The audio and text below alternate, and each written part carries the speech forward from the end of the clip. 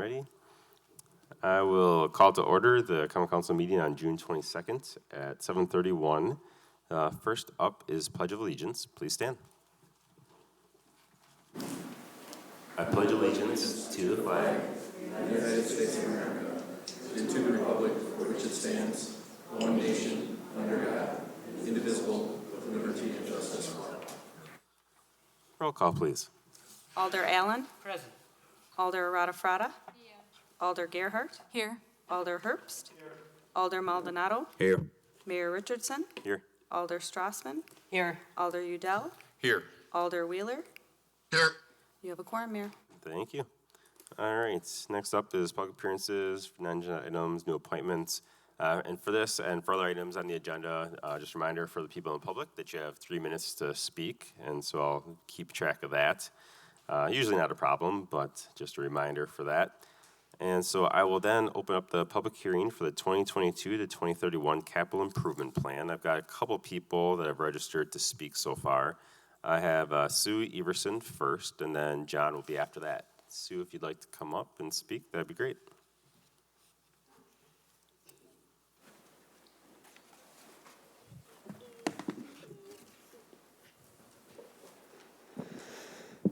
Okay. Hi. My name is Sue Everson. I live on West Clayton Road, and I'm here to object to the Project 3363, the extension and realignment of Herman Road. That would directly impact our housing. I live at 5018 with my partner of 30 years. We have lived in our house for 28. I'm here today to, again, comment on that alignment, and this is going to be my third appearance here. It's still nerve-wracking. We wholeheartedly object to this project. It's been the same view for many of our neighbors as well. No one really wants this project to go forward because, frankly, it will change our neighborhood from one of nice, calm, quiet place to one that reflects an explosion of development named the Nine Springs neighborhood. If this project goes forward, there'll be also a huge impact on the environment. Excuse me. There'll be a massive amount of trees being plowed and destroyed. Some of them are old growth, such as an burrow tree that's approximately 200 years old per an arborist. There's also black walnuts, black cherry, and hickory, a lot of your hardwoods. In addition, clearing for that road construction will destroy a very diverse habitat, wildlife habitat. There's an established highway on my property that goes directly behind me, which is owned by Fitchburg. It's a highway, so to speak, for deer and wild turkey. They've been using this for years, and I can tell because the tracks in the snow. But in fact, there's so many turkeys around the neighborhood that I put up a sign near the road and the property saying, "Please slow down, turkey crossing." There's also other animals, include 4 different types of owls, deer and turkey, as I mentioned, sandhill cranes, frogs, opossum, woodchucks, and your squirrels and rabbits and raccoons and coyotes, and believe it or not, snapping turtles. And there are 31 different species of birds, which I was going to name off every one of them, but it's in my phone in my purse, so I won't make you go through that. 31 species, difference or number of birds, so that's quite a bit.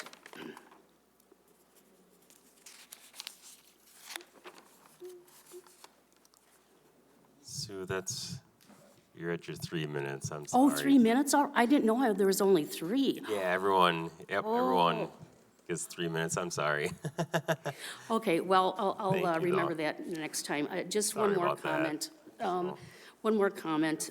This road will be an intrusion in our neighborhood and our way of life, and it will alter the approach how we live. And if Fitchburg decides to enforce eminent domain, it will pretty much destroy our property value. So, Thank you for your time. Have Thank you. John next, and then Mark Jones will be after that.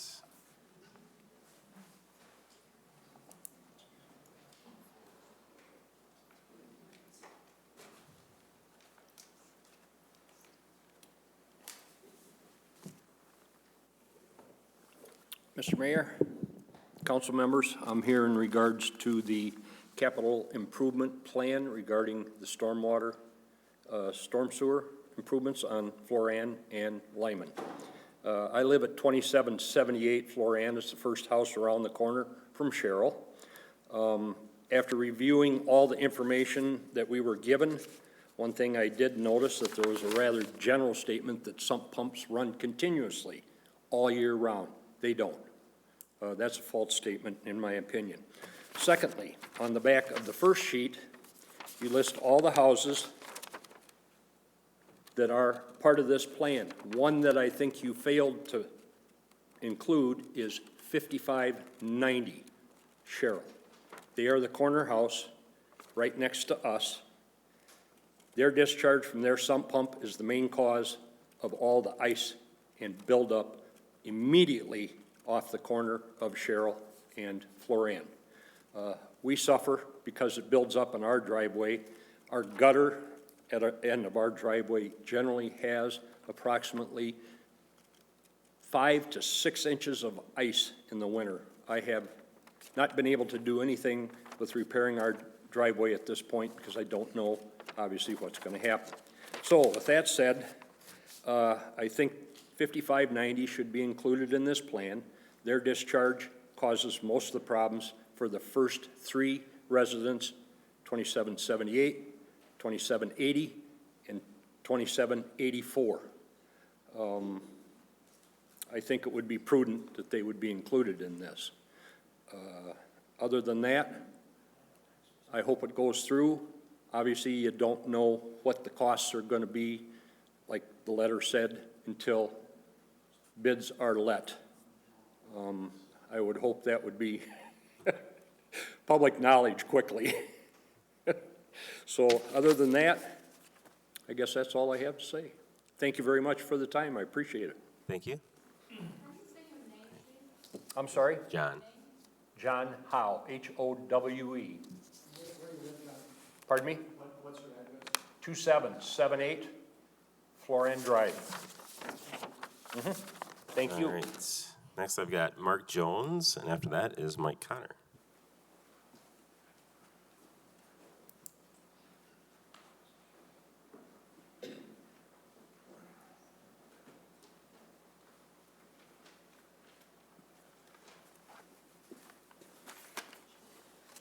Good evening.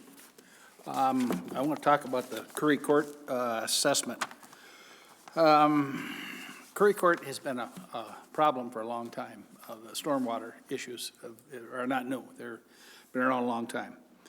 And I worked with Claudia Guy in the engineering department to come up with some alternatives. We were unable to reach an agreement with the Haas family to take the water where it naturally goes. I offered an easement across ours to take it the other way. And this modeling that they did says that won't work very well. Pumping is a really poor alternative. It's a never-ending cost. Pumps wear out, and it's just a never-ending cost. And the assessment, to assess only a few of the residents, if you're going to do that, assess everybody in the watershed. Because everybody is part of the problem, not just a handful of people.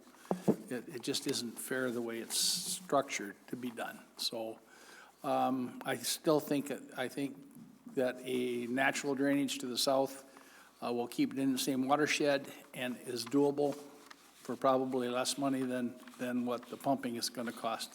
Pumping is just really a bad choice. So anyway, I urge that you table it and take it off the table and relook at it again. Thank you. Thank you. And then Mike? Mike Connor, 2315 South Sain. I'm in the green, but not in the money. What he said. That's all I need to say, because I've been there over 40 years, and we've had this issue for over 40 years. We're better off doing nothing than taking and assessing what's on here, $10,000, because several of us are retired, and it could push us out, just so you know. Thank you. Thank you. I've got Scott Lesh next, and then after that is Lewis Smith. Go ahead, Scott.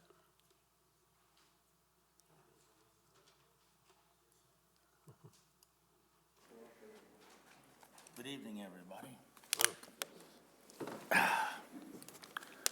I'm on Curry Court, been there for many years, and the problem's always been there. And Fitchburg always says they're gonna do something, never have. I think you're just blowing smoke up everybody's butt. You always say, hey, we're gonna do this, we're gonna do that, we're gonna fix this problem, year after year. It's not gonna happen, I guarantee you, and you'll never put curb and gutter down there. I guarantee you that. And if you did do anything, if you did do anything down there, you'll have to buy us all out. That's the only option. And I know that for a fact. I don't have all the degrees many of you have, but I can add pretty good. We've go through pumps down there. We've asked Fitchburg to help, even to repair the road. I spend my own money, my own time fixing stuff, and I ask for dirt and stuff, and Fitchburg won't do anything. So why? They won't help us out. Why? We're willing to help out.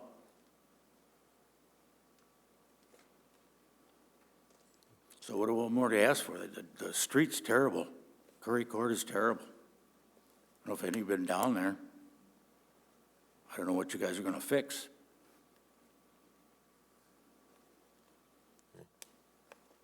Yeah, 'cause I'm worried about my property, my value. So I don't think you're gonna do anything. I'll be honest with you. We got people like Mark Jones.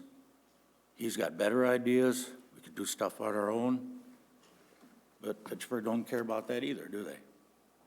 It's been a problem for how long? And it's been ignored. Yeah, we're gonna make this a priority. Yeah, who said that at the last meeting? Is it a priority? No. But we all suffer down there, and it's gonna continue. So we're all living it out down there. That's all I got to say. Thank you. All right, I've got Lewis, and then after that is Regina Ryan. Hi, I'm Lewis Smith, 5157 Old Indian Trail. It's right on the corner of Old Indian and South Sain Road. And I guess I'm really confused now because I spoke with Claudia after I received your letter, and I was told that this Curry Court project was not going to happen, and that the assessment was incorrect, that it was put together a year ago, and it was now determined that it wasn't going to be effective enough to spend that kind of money. But I agree with Mike Connor. If you sit $10,000 worth of assessment on my property, I'll be leaving Fitchburg because I can't. I'm on a fixed income as well, and I cannot afford a $10,000 assessment at this time in my life. The other thing is I don't understand why the map does not include all the properties. Everybody benefits from this project, as Mark said, same thing.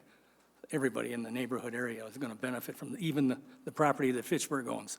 And I don't care if there's no buildings on it.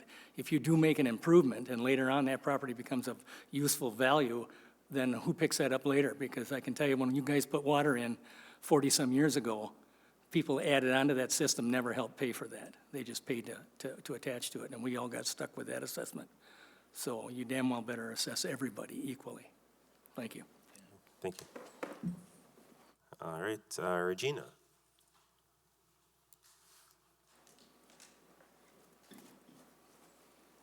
I'm Regina Ryan.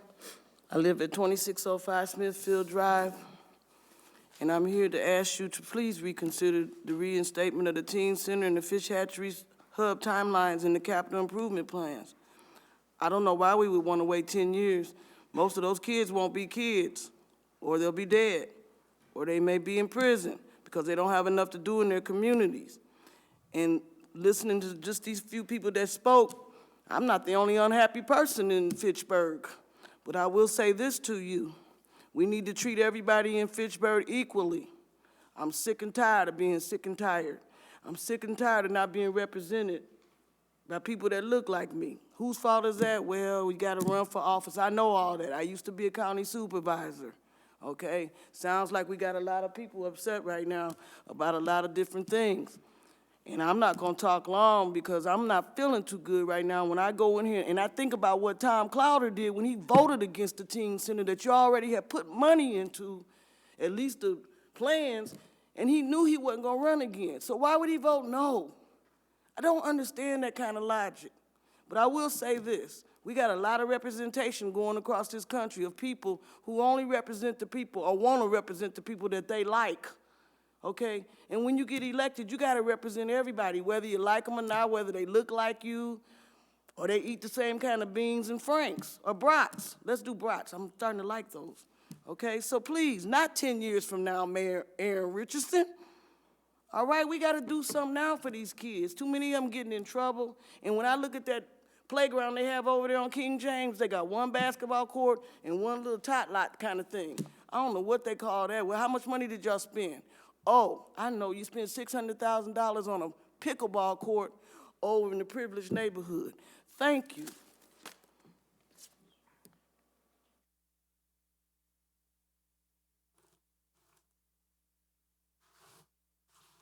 Online, we have Pernicia Clifton. Hello, my name is Pranisha Clifton, and I too am speaking about the resolution about funding the teen center. My major concern here is that pushing it out 10 years totally negates the fact that these youth have lived through the most traumatic time that anyone in our life has ever experienced. And to just say, oh, well, we'll catch you in 10 years is really doing a disservice to them. So my question today is, if you're not going to fund it for 10 years, what are you going to do with the youth that are in crisis now? What are you going to do with the youth that need your support right now? I'm really concerned that it was just written off and that nobody cared. I'm also really frustrated with the scapegoat. Boys and girls will take care of it. We know that a lot of the teens don't end up going to that club per se. They start to age out of these projects. So I want to know what we're going to do if you push off supporting the teen center for 10 years. Now, we didn't give up on the fact that they need these life readiness supports right here and right now, doing activities in the park to give them these resources outdoors. But that does not mean they do not need a brick and mortar to have these services moving forward. And we're going to try to sustain until the building is built, according to your support as activities in the park until we get this building built. Because just because pushing 10 years does not mean that the need that is today has gone away. And really challenge you to think about the fact that you would never have this on a school support that you knew would help the children be successful in life. But yet when we're talking about a teen center, they can have a place of social emotional resilience and support, you all are like, oh, we don't need that, we don't need that. But yet they've just lived through the biggest crisis that we've ever seen in our lifetime. And I'm so disappointed in the way that this was handled. And honestly, I think because this teen center will greatly affect Black and brown children, that's why it didn't seem like a big deal to folks. And I really feel like this group of people, my people, are being disenfranchised. And I hope that you all figure out a way to make this work to get them resources now until we can get.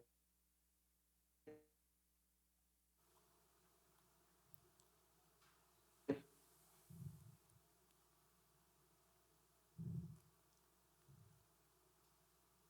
right, I think hopefully you're done. The connection got a little bad there at the end. I have two emails that were sent in as well.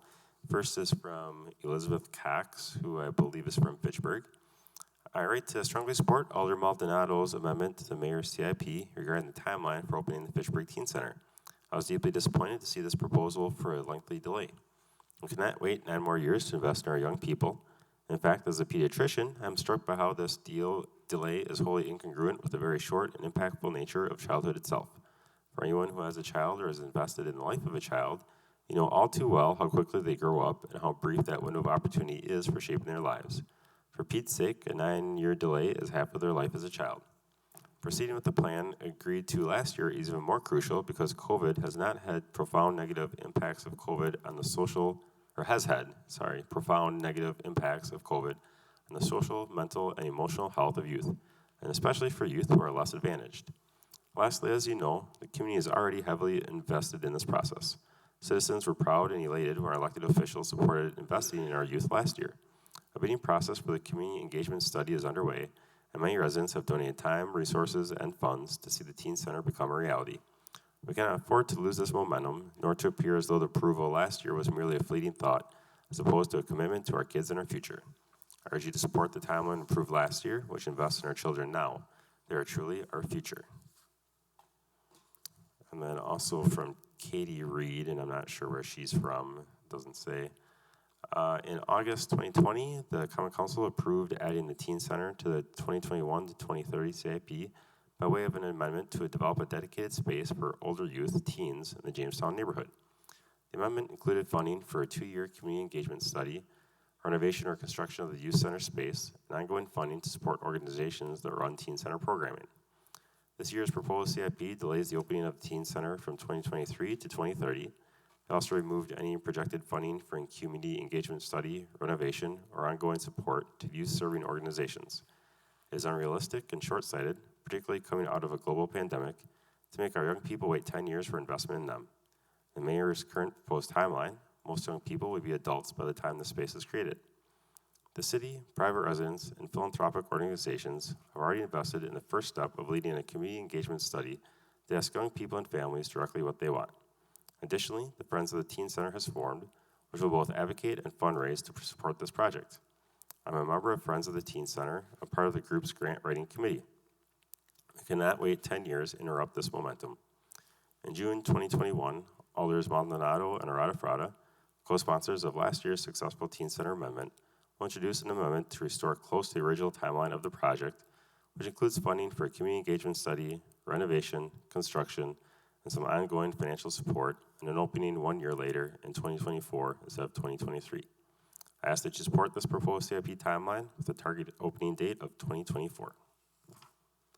And I just want to check to make sure no one else wants to speak on the CIP. There was one more from Kirsten. Oh, I'm sorry. Yeah, I just forwarded it to you.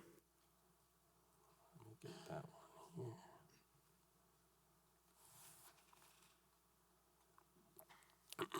Excuse me. This is from Kirsten Hulisman, who lives in Fitchburg. I am a resident of Fitchburg, located in the Allied Duns Marsh neighborhood. I'm writing you in support of reinstating the Teen Center and Fish Hatchery Hub timelines in the capital improvement plan. These centers are an important investment in building equity in our city. They not only serve to build a community among neighbors, but provide programming and resources to them as well. Many of my fellow neighbors have expressed concern in the growing amounts of theft and other offenses perpetrated by youth. The Teen Center, as well as the Hub, are a key component in addressing this and other issues. Giving youth a safe space to be together, access support and programming aimed at academic help, vocational and other training, investment and leadership within the community, and so much more. There's so many possibilities that could be offered through these centers, have proven to reduce these offenses in other areas they have been implemented in. Others in our community have proposed spending lesser amounts on more parks, but as a parent of teens myself, I know for a fact that more parks and or courts geared towards basketball and other sports are not enough. Many aren't able to engage or aren't interested in these activities. Some will use them but grow bored with them, thus not having the effectiveness that many intend, which is another reason these centers are so important to providing other programming to engage youth in. I myself am a parent of kiddos unable to participate in sports activities due to medical limitations, as well as kiddos who have no interest in them. These centers will give them the opportunity to access programming that better fulfills their needs, to build community with their peers, and have a safe space to do so. The same goes for our friends and neighbors in our community as well. It is time for our city to put its money where our mouths are in making our city a more equitable place to live for all of our residents to live, not 8 to 9 years from now. Thank you for your time. My hope is that you all engage and listen to those most affected by these decisions in our city, to those communities too long underserved and underrepresented. Reinstate the Teen Center and Fish Hatchery Hub timelines in the capital improvement plan and start the process of investing in these communities. There's another one from Melanie Sachs. I just forwarded as well. Yes. All right. This is from Melanie Sachs. Doesn't say where she's from. Investing in our young people. She's from Fitchburg, Duns Marsh. Okay, Fitchburg.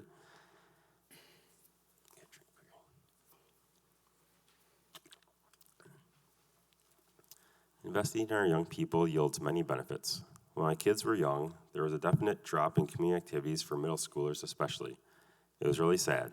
This is an important age for kids developing a sense of self, understanding what's special about them, and what they can contribute as they begin to see themselves as part of a wider community.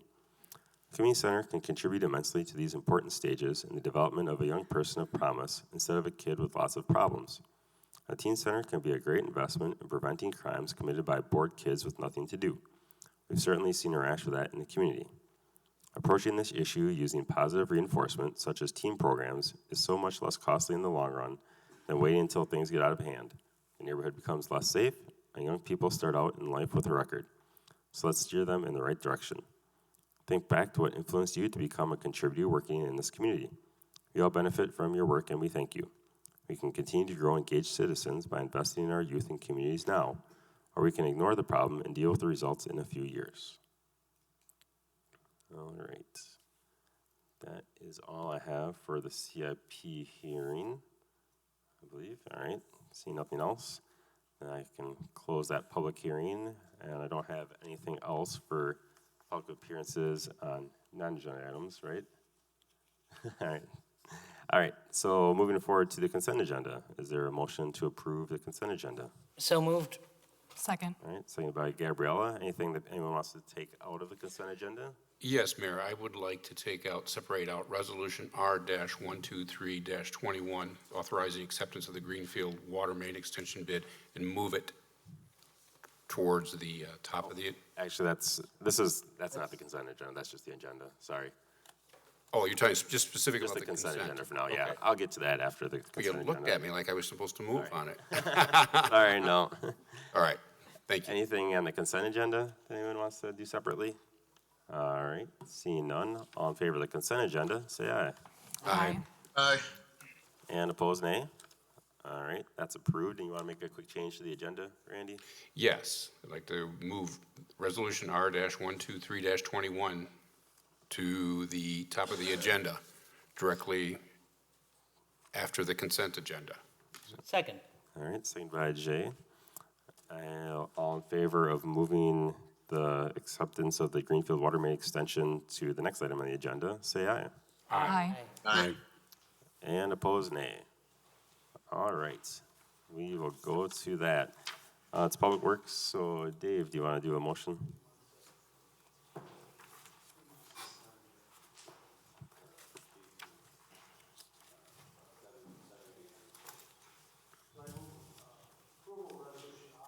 R-123-21, authorizing acceptance of Greenfield Water Main Extension bid. Second. Seconded by Jay. What did Public Works do? Public Works took no action. All right, what did Finance do? Deferred to council.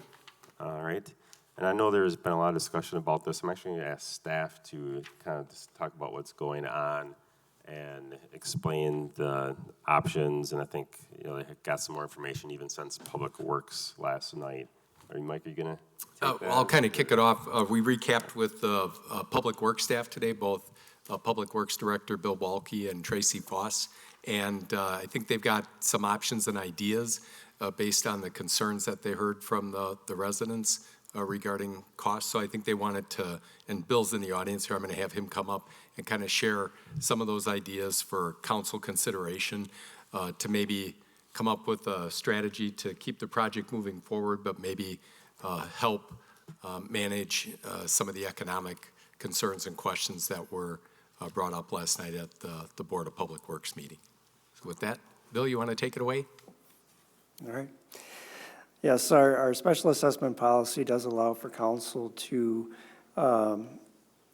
change the preliminary resolution from beyond what's in the policy, provided that it's equitable to the community and in the best interest of the city. One of the options that we have in the policy is to extend the number of payments from 7 years to 10, or up to 10 years. And also to, what we did on one of the other projects last year was we actually deferred the first payment to be made for 2 years due to COVID related, issues. So that's something that we've done in the past for projects, that we've extended those payment periods out a number of years. And most recently on Clayton Road, we did do a 2-year deferment along with a 7-year payback, making it a total of 9 years. Right. Anything else for now, or otherwise we got some public comment? Yeah, no, I think we were just trying to kick around those options, recognizing the concerns by residents and your constituents as far as the economic cost of it. So we were trying to come up with an option to at least provide some time for the residents and still keep the project moving forward, because it is an important project from a systems-wide improvement and even, I guess, fire safety and those kind of things. So we're hoping that we can kind of structure, build a compromise that we can build support to move it forward, and that helps the residents, at least for 2 years, if the council's so inclined, or that's your decision as far as kind of the deferral, and then also kind of up to 10 years. But the most recent example, again, was Clayton Road, where we did the 2-year deferral and the 7 years as an example. All right, I'm going to go to public comment next then. And first I have Knox Seehafer, and after that will be Patrick Cheney. Come up? Yeah, come on up. Yeah, so that I can hear you online. If you speak into the microphone, that'd be great. That's all right. It's okay. Yeah. Do your best. All right. If you can just make sure you speak into the mic. We do have one person online, and he'll be able to hear you if you speak into the mic. Is this working? Jim, can you hear? Okay. Oh, there he is. Esteemed council members, especially you, Mr. Wheeler, concerned citizens, and Mayor Richardson. My name is Knox Seehafer. I live at 2405 South Sain Road in Fitchburg, Wisconsin. Couldn't sleep last night. Seems I had a bit of a stomachache, an emotional stomachache. Let me explain, if I may. A week or so ago, I had my well water tested at the Wisconsin State Laboratory of Hygiene. The lab report came back on the 17th of this month, just 5 days ago. As I opened the report of my well water, a little one of those little yellow smiley faces jumped up through my eyes and into my heart. You know, one of those good feeling moments. Next to the smiley face, in capital letters, were the words bacteriologically safe. Made me feel good. Then a week ago yesterday, I was drinking a glass of my smiley face, bacteriologically safe H2O, and checking our mail, including one from the city of Fitchburg concerning road improvements on South Sain Road, my street, and something concerning a proposal for a South Sain water main expansion. Turns out the proposal has a name. We were given the name Resolution R-122-21. I understand you have it as R123. Close enough? I had a drink of my smiley face water and read on. Got to Appendix B, District Boundary Map. There we were on it. Then I got to another exhibit with Table 1. Assessment for water main installation, roughly $7,000 per, for a backup water supply. Haven't needed a water supply as long as anybody can remember. Not a backup one. A real punch in the gut. Wow, that hurt. Allow me to digress just a little bit. I live in a world of wow. world of wonder. You know, feel the wow of this beautiful day, the wow of the fresh air we breathe, the wow of having blooming gardens all around us this time of year, the wow of autumn colors, and yes, the wow of having smiley water to drink. Wow, wow, wow, exhilarating. And then there are the other kinds of wow, like a violent wind or snowstorm that lashes at your vulnerabilities, like an unexpected punch in the gut. Knox, I'm sorry. That's Wow, that hurt. it's your 3 minutes there. I'm Okay, sorry to let me have get to this. stop you. We have to be fair to everyone, unfortunately. I'm Okay, sorry. I understand. I'm sorry about that. Just if I may Thank you for your wind time, up. though. And we've got Patrick after that. and One last plea. John Raybuck, yeah. How would you feel if this were your street, your neighborhood? We are here on bended knee to feel empathy, to feel our pain of being punched in the gut. I couldn't sleep last night. I had a stomach. Thank you, sir. Thank you all. I hope you all not have a good day, make it a good day. Give us a smiley face. Thank you. All right, Patrick, go ahead, and then John Raybuck will be after that. Patrick Cheney. I live in the Tarpalowick Hills subdivision. I'm the president of the East Fitchburg Neighborhood Association. Many of the people that are behind me are members. I am speaking on both 7B2, the Greenfield Water Main Extension, and 11A4, the street improvements specifically for South Saline Road. The best suggestion that I have come up with here is to delay both of these projects for 2 years to 2023. They definitely go together, the water main followed by the paving. The problems are, look at the information in your packet on the water main. It's not there. It wasn't in the BPW packet. It's not in your packet. This is short notice. This is a rush schedule, unfinished and unclear details on the water main and on the street, South Saline. There are lots and lots of questions and contradictions on the special assessment policy as it applies. The water utility advice as the best choice comes across as a threat. Monday's quick public hearing on BPW before a vote, 0 yes votes at BPW, no public information presentation at all on the South Saline work. Is it a resurfacing, repaving, or a complete excavation and replacement? I don't know yet. It seems like minimal paving, but does the public agree? I'd like a short multi-use path between Aurora Avenue, where North Park is, and Tarpalowick Hills. Others see a need for at least some wider paved shoulder. The water main has no plans, no word until the BPW meeting on Monday and a vote tonight at the council.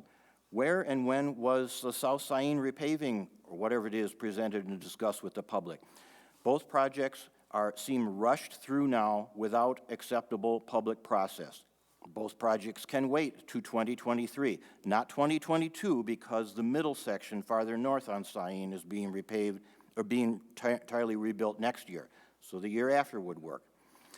Is this the transparency of public review and input that the council wants? This throws off the engineering schedule quite a bit, I know, but these are $1 million projects. They're coming across as last-minute, quick, thrown-together, unfinished plans. Meanwhile, review and revise the special assessment policy. There were main changes in 2009, that's 11 years ago, and some kind of minor changes, I don't know what, in 2013, that's 8 years ago. Perfect example. In my subdivision in Tarpalowick Hills, MG&E just replaced a working gas main with a brand new gas main and service laterals to every single house at no cost to any of us, not a penny, because MG&E gets a monthly bill. That's how they get paid. The water utility gets their monthly bills. So it's really the same thing. Don't gouge the property owners along the way for a system improvement. Any questions? Thank you. Thank you, Patrick.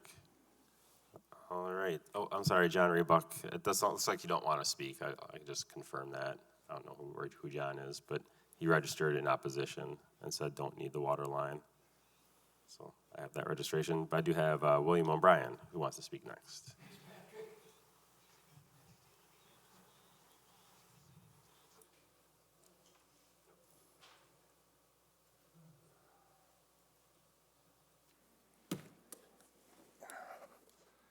Hi, everybody. Thanks for your time. Thanks for your service. I'm from 2404 South Cyene Road. I rode my bike up Cyene Road today with my 7-year-old son to let everybody know that the vote to postpone this project was tonight. You might have thought the city of Fitchburg would have informed the neighborhood. You would have thought our alderman, Wheeler, would have gotten a letter for the week ago notice. It all seems like rather short notice. I haven't had any time to work with any legal counsel to tackle this. So I've got a couple of questions.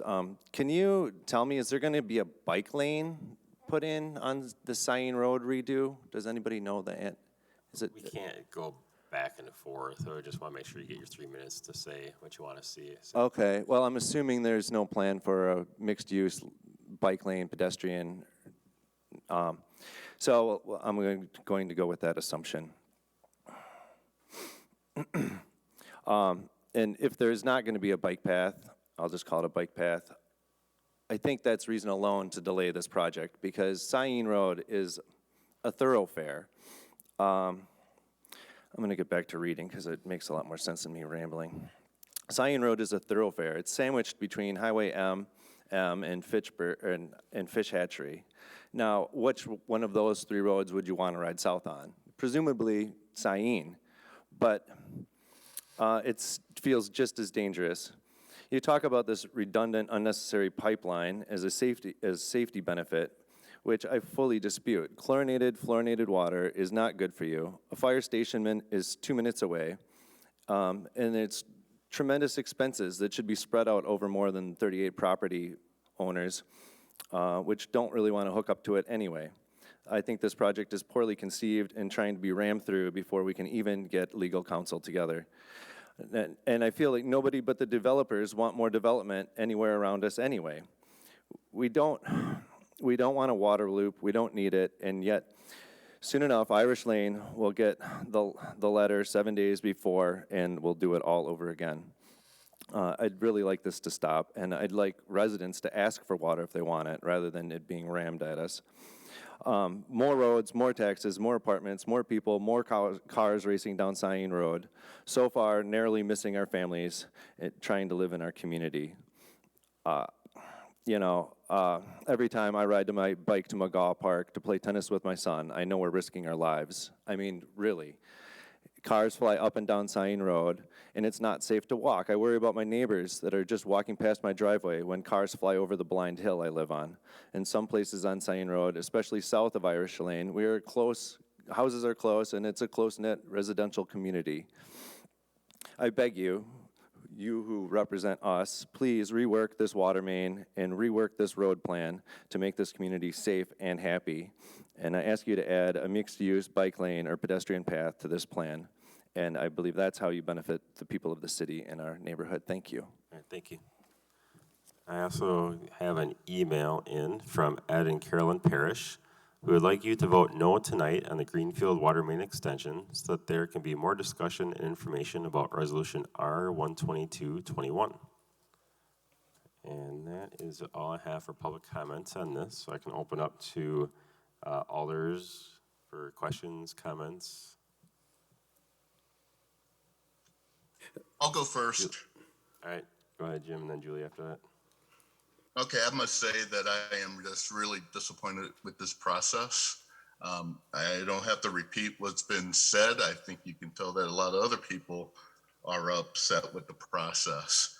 And the process has to do with timeliness of notification and giving people the opportunity to actually express their feelings about this project, and also to see if there were any alternatives. Some of the information that I expected to get even before the citizens, I did not get. We're still getting information tonight on what could be possible alternatives. but that seems just to be a little too late right now, because it doesn't give the people a chance to actually get this information, think about it, and come back and let us know as a council, their feelings. So I just really don't like this process. And I think also, it's a big punch in the gut. I have to agree with that, especially for those who are retired and on fixed incomes. I just want to tell you, I'm retired and I'm on a fixed income. And even though my wife still works, that feeling that this is it for me. When I was working, if some unexpected bills came up, if my kids needed something or whatever, I had that opportunity to do extra duty or whatever. And when you're retired and those bills keep coming in and the costs keep going up, you got to remember that's just it for people. And I think we need to really look out for our taxpayers. And the other issue about transparency, this does not feel very transparent at all. And I know we're statutorily, by state statute, we gave people the right notice and everything else like that. But people have been getting notices since 2008 on this project. I mean, I guess it was in the master plan, but that was taken away. Get a notice, didn't happen, get a notice, didn't happen. And now you get a notice and, oh, by the way, we're going to be voting on this at Public Works on Monday. And then we'll come to the council on Tuesday and vote for it. Not really giving people the opportunity to digest this information and really talk to the city about what alternatives there could be. I'll just leave it at that. All right, I have Julia and then Joe after that. Thank you everyone for coming. I watched the Public Works meeting last night and I was very disappointed. And I agree with my fellow Alder, Jim Wheeler. I think the process it has many flaws. I was very surprised to see that last night was a public hearing, and at the same time, Public Works had to vote for the bidding. How come? We usually have public hearing meetings to collect information from the neighbors, to collect recommendation and feedback, and then we grab that information and then we come back with the resolution. This is how it works. So I was very disappointed to see that in the agenda last night. Also, I know that some people, they mentioned last night, oh, it was in the CIP for so many years. So if we knew that this project was coming this year, why we didn't call the neighbors and have a meeting and say, hey, by the way, we are trying to do Zion Road, reconstruction. We think that is a good project that we could do the water main. What do you think? If we knew that, why we rush it? Why neighbor had to know about this project by a letter that they received, some of them the same day? And also for us, Alder, when I went to the packet on Sunday night, and I was looking for information in the council packet, I didn't see too much information for us. It wasn't, I requested information this morning to Tracy Foss because I didn't know what all the information that it was provided to verbally last night in the meeting wasn't in the packet for us to know. We received this information today. I received some of the information at 4 o'clock. I work, I have a full-time job, so I received information at 4 o'clock. I didn't have even time to prepare for tonight and to have a vote. So I think the city needs to do a better job to inform our neighbors, to outreach, especially with this type of notice. And I know that I talked to Mike this morning, and he came out with some option, and thank you, Mike, for working behind the scene, about maybe defer the payment for 2 years and extend it for 7 years, so it's kind of 10 years. And I understand that there is the road construction, but I am extremely struggle to understand the rush about all of this, and I put it in the neighbor's shoes, and I say, if I receive that letter without a proper information, or I will be also mad. And even the Alder for the district didn't get the notification. So that one was another wow. So I'm gonna leave it like that for now, but I think that we need to look at our process and procedure and improve. And I don't know how I'm gonna vote because I don't know what is the right thing to do, to be honest. All right, I got Joe and then Shannon after that. And then Yeah, so I was going to say something that Julia brought up, which is, sort of, when I review the agenda packet, there's usually a piece in there right after the resolution that says supporting documents. So I opened that up, and all there was, pretty much a price tag. And Mike Zimmerman sent something around 5:48 with some additional information about the project. I just asked that, if somebody would be able to share that information when we get in, just so that residents see it, because I feel like, you give public notice about meetings, you have an agenda packet. In that agenda packet, there should be, a map, some context, something like that, and I didn't see any of that, so that makes my job difficult, as a council member, thinking about how I'm going to vote, thinking about how I'm going to process this information. I can't imagine what it's like for people that are actually impacted by the decision. So I just want to thank you all for coming out. I really appreciate your your commitment to letting us know how you feel about this issue. all right, we got Shannon, Jay, Randy, Gabriella. Shannon, go ahead. So I just kind of want to say, I think the city has to do a better job of notifying the people that, get affected by these projects. And I also have a hard time with, we do certain projects and then we hand people a bill. And they're like $10,000 or more, or maybe even less. Even when you're, we've been doing a lot of doing the assessments, and now we're doing projects. We did that on Lacey Road where, people on Lacey Road got stuck with the $10,000 bill. And that's just not fair. And I think we need to have a better process. We need to look at things, some other alternatives. And, I feel for these people that are here speaking today. So I would like to postpone this and see if we can get some other options. Thank you. Jay. Yeah, first of all, this is a project that has been known for a long time, ever since the Greenfield water main extension went in. I was astounded to find out that this still hadn't been done, because I expected this to have been done 5-6 years ago. But I agree with most of the comments tonight that, and this is something I used to complain about all the time, is that the city does a very crappy job of communicating to the residents the things that it is doing. Now, eventually, when we get to that point, I'm going to vote to table this for about a month or so. And I think we need to do a better job of communicating. I think what I would like to see, and I realize this requires a little bit extra work, but I would like to see us look at a 20-year payback instead of a 10-year payback, which is something that we certainly have the power to do, because some of these numbers that people are looking at are pretty high numbers.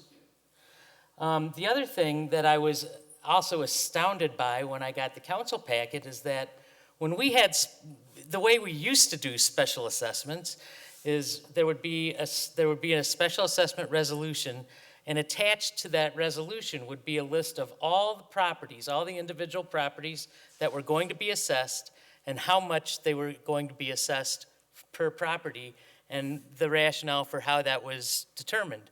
We got none of that. We've got nothing here except one big number. And the big number is an expected number. But I think everybody here deserves to know how that number was arrived at, or how their particular numbers were arrived at. I still don't even know. I don't know if the residents out there got something saying exactly what their assessment was going to be, or if they just got an average number.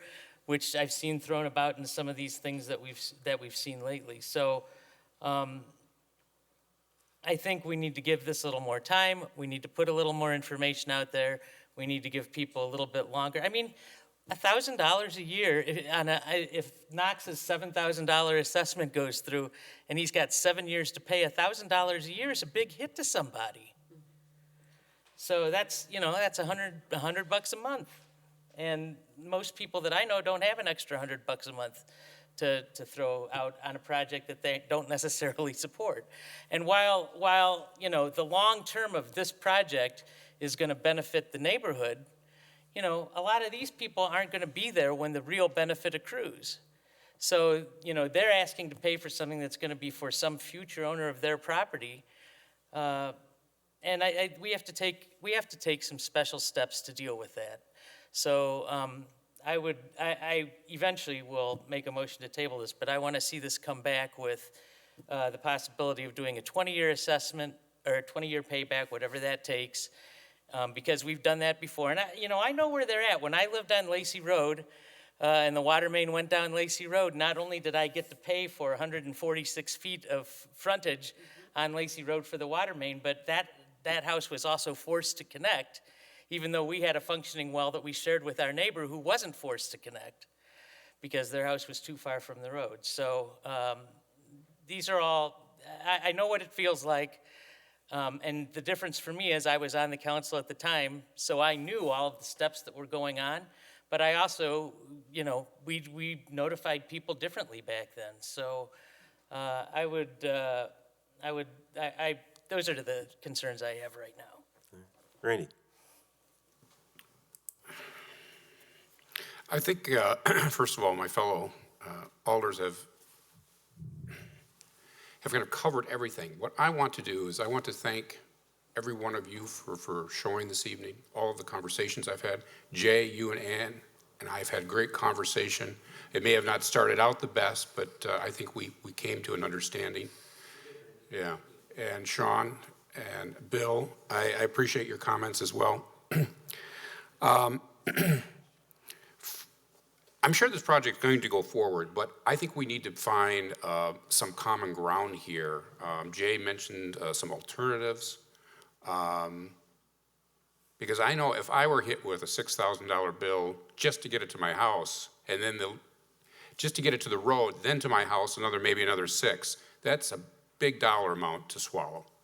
I think the city does need to do a better job of informing the public, you, myself included, because I was not informed of this project, just as Jim was not, and we're the alders for the district. And sure, the project's been out there for 2008, 2009, and I know, Jay, you and I mentioned, or you mentioned to me, yes, every year the project is brought up, but then the project's not going forward, so go home. And then all of a sudden you're hit. This is going forward. I don't think that that's transparent at all. And we have to remember, we work for you. So I am not going to support this project. Now, if an amendment or an alternative is suggested, I'd be interested in hearing that and understanding it, but I think it needs to be pushed out. Maybe to 2023. Patrick had a good idea. That's about all I'll have to say. Thank you. Gabriella. So I agree with what a lot of the alders have said, and thanks to all of you for showing up. I know it's a lot of time that you took out to come to the Public Works End tonight, so thank you. The thing about the packet is that if I hadn't gotten contacted by some of these neighbors, I wouldn't have even known how much of the project was being assessed, because it literally doesn't say anything in the packet at all about how much is assessed versus how much is city cost. And I know Bill mentioned at Finance that we're putting in a slightly larger water main, which wouldn't be assessed to the neighbors. The city's taking on that additional cost. But all of that type of breakdown that's done, I didn't have any of that in the packet and wouldn't have known. So in general, like when a project includes an assessment, as an alder, that would be really helpful for me to know that, because I want to be able to know who's being affected, and if someone's getting a bill in addition to getting a benefit, potentially. That's just a really important thing for me to know. And then the other thing is this the typical process for how assessments are noticed? That you get a notice a week before the public hearing? Mike, do you want to speak to that, or Bill? I guess I would have Bill come up Or Misty, to speak to that. Because I'm curious if there's any sort of like more systemic change that needs to happen if assessments need, if we need to start like establishing a different timeline for how assessments are noticed.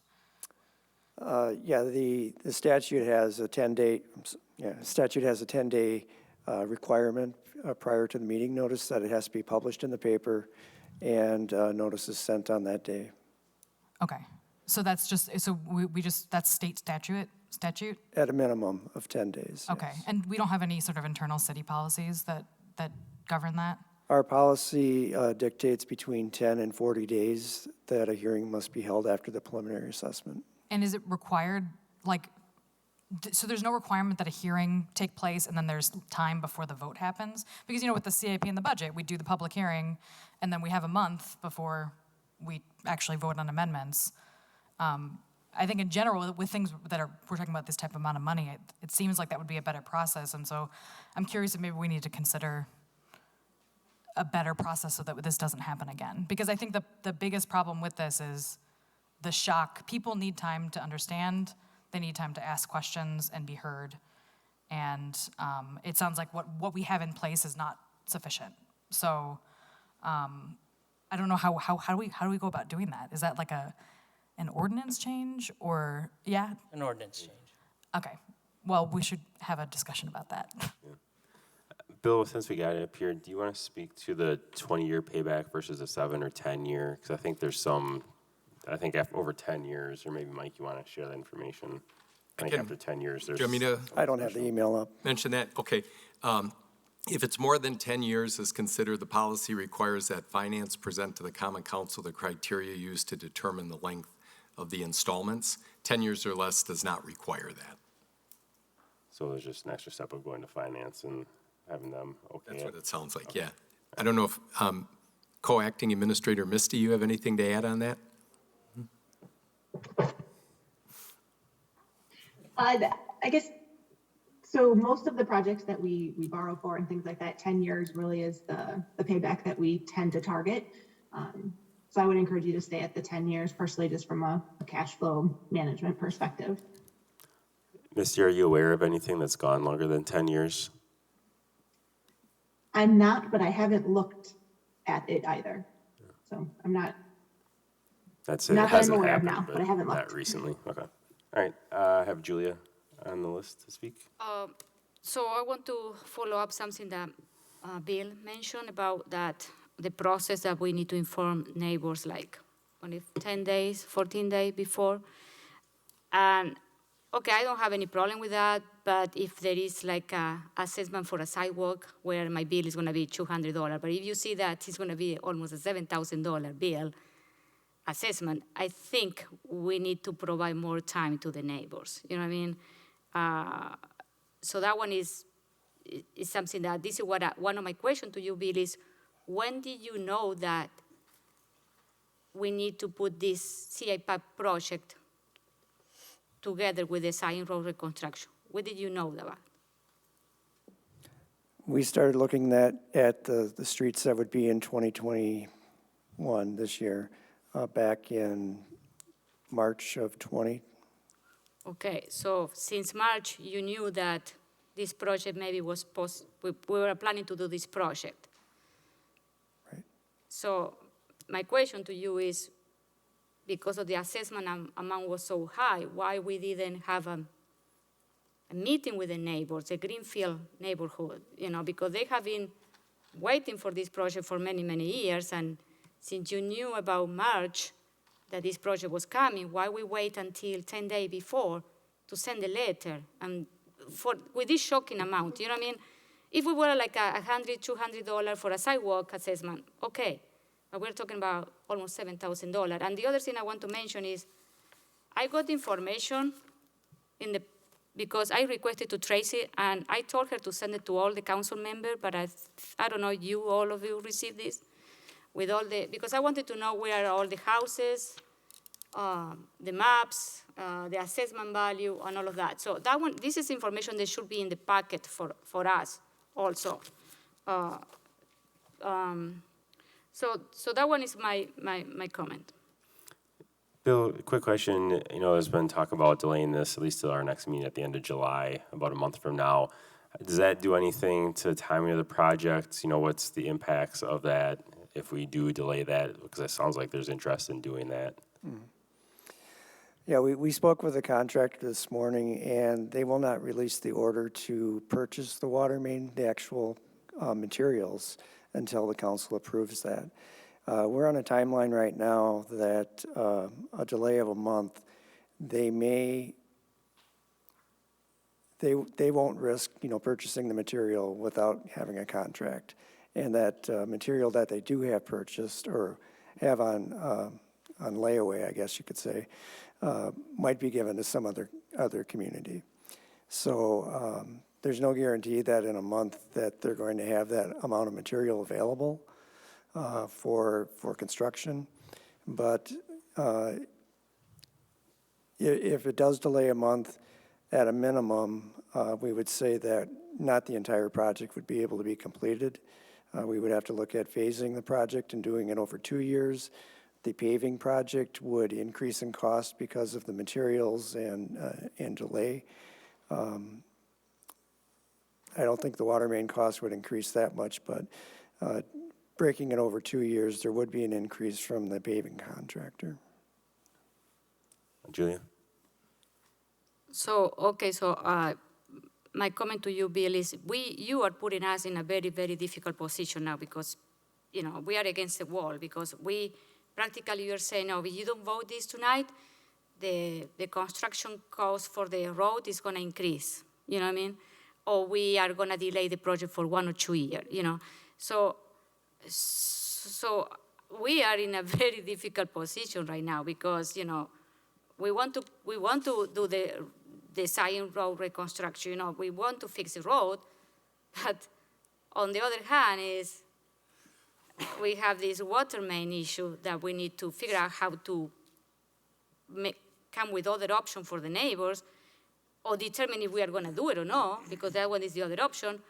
But I feel like you guys put us in a very difficult position right now.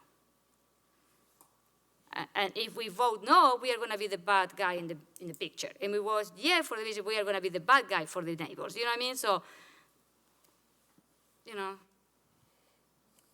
Dave, go ahead. Just some facts about this. I've been involved with these many times.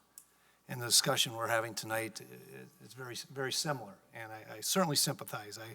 I won't want to have to pay for this either, but I had a similar assessment I'd pay in my house. I'd like to point out some things to the alders. We have a capital improvement process. And when you have, the next year, when you leave those in there, those become projects. Now the ones might be a couple of years out, those are placeholders. We have at least 3 alders, that voted for the capital improvement project to have this in here this year.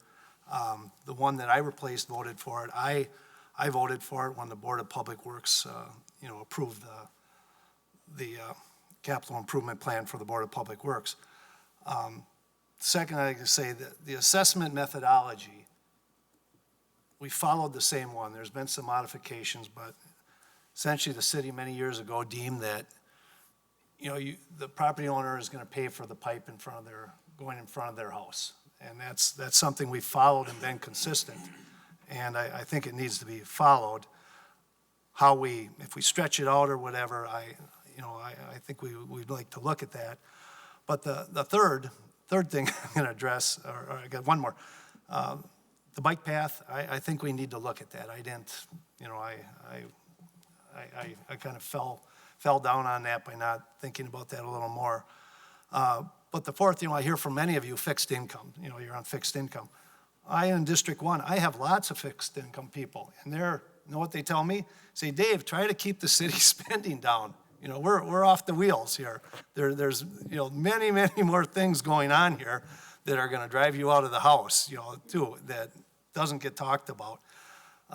So that's my point. I fight to try to keep your taxes down, but everything, everyone talks, we want a teen center, we want this bike path.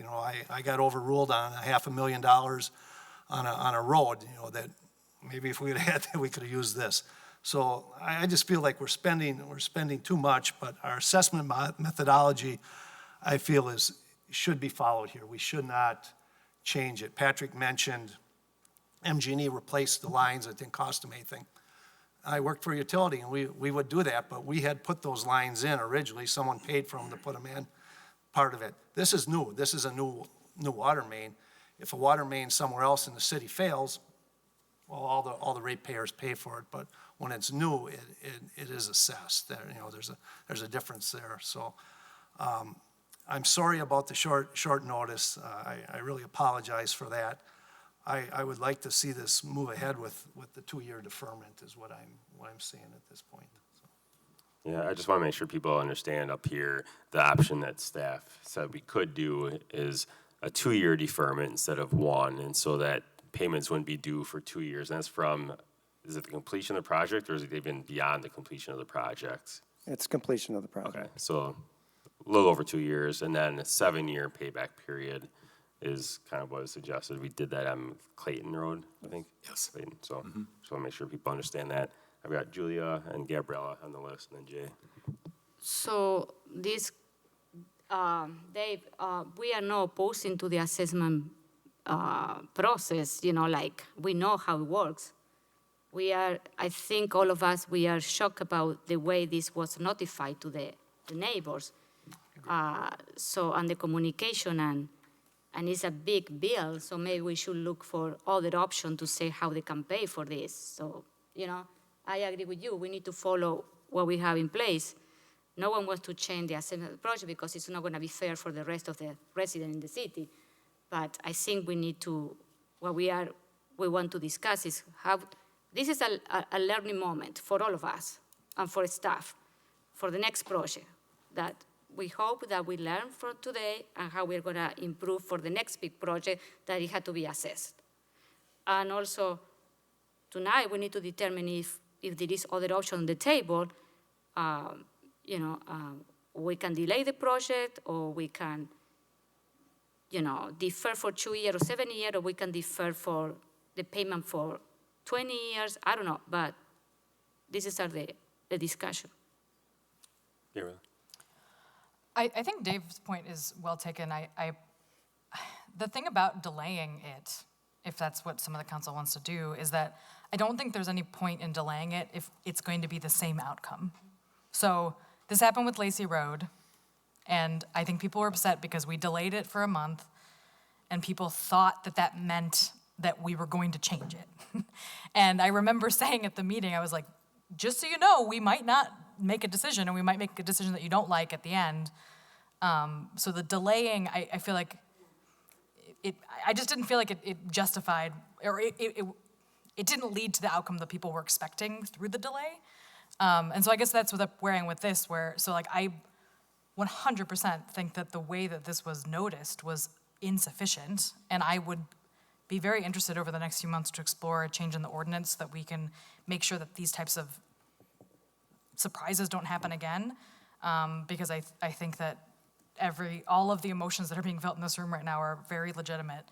But if we delay this for a month, I guess my question to the council is, do you really think that your vote is going to change and that we're going to stop the project or end the project? Because if the project's going to move forward anyway,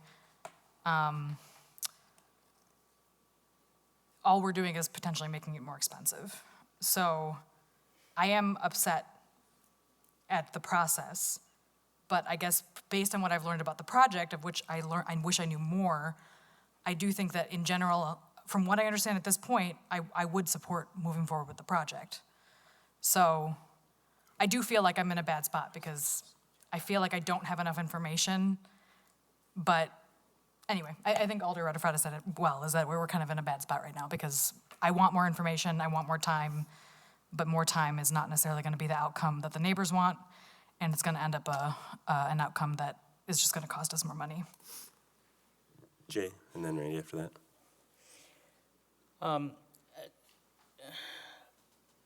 having been involved in things here for decades now,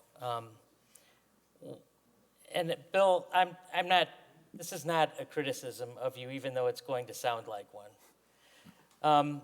Previously, what I recall is when something like this came to the council, we would have a 2-page memo from the Public Works Director that would go through and say, you know what, back in 2007 or whatever year it was, we built the Greenfield extension. We knew all along we were going to have to loop it because there's water quality issues. And he would go through the process of describing what those issues are. And that information would have been sent out to every resident getting a special assessment instead of just this boom, guess what, here it is. So I guess you probably hate writing memos as much as I do, but in the case of this kind of project, it's really necessary. People need to know why this is necessary. You know, I understand, you know, and it was brought up earlier, the fire station is 2 minutes away, which is true. But the water is not 2 minutes away. And so if there's a fire down there, which we've had a couple of them over the years, I mean, I remember when the fire department had, and they probably still have to do this, there was a house that burned down that Mark Jones is acutely aware of, that the fire department had to bring a big tub to fill with water so that they could spray it on the house. So, I mean, those kinds of things are important, to have good fire protection, to have the water main looping, to have the access just in case somebody's well fails. Those things are all important, but you guys also need to have adequate information ahead of time. And I don't necessarily know that a month is going to change the outcome. As I said at the very beginning, I support this project. I think it needs to be done. But I also think residents need to have adequate information when something's going out. And at this point, other than delaying it for a month, I don't know how to fix that. Is delaying it a month going to, and the only reason I said a month is because I think we don't have a meeting. Yeah, that's our next meeting. Otherwise, I'd just say, let's delay it 2 weeks. Let's get this information together by the end of this week and get it to people. But I don't know of any other way to deal with this situation because, you know, I understand why people feel like they're getting kicked around by the city. So I wish I agree with you. I don't know it's going to change the outcome. I just, although I would like us to explore other payback options because some of these property owners are looking at pretty big numbers over a 7 or even a 10-year span.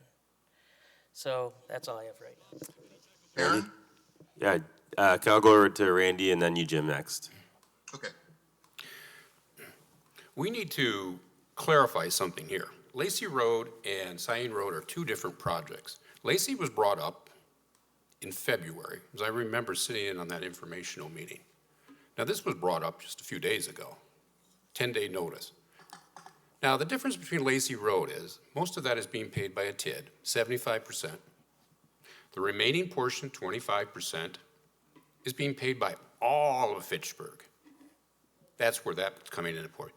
But those that are out in the audience now, the chamber here, plus the petition that you have, which I've seen of all the 30 or 60 names, they're getting hit with $6,000 each.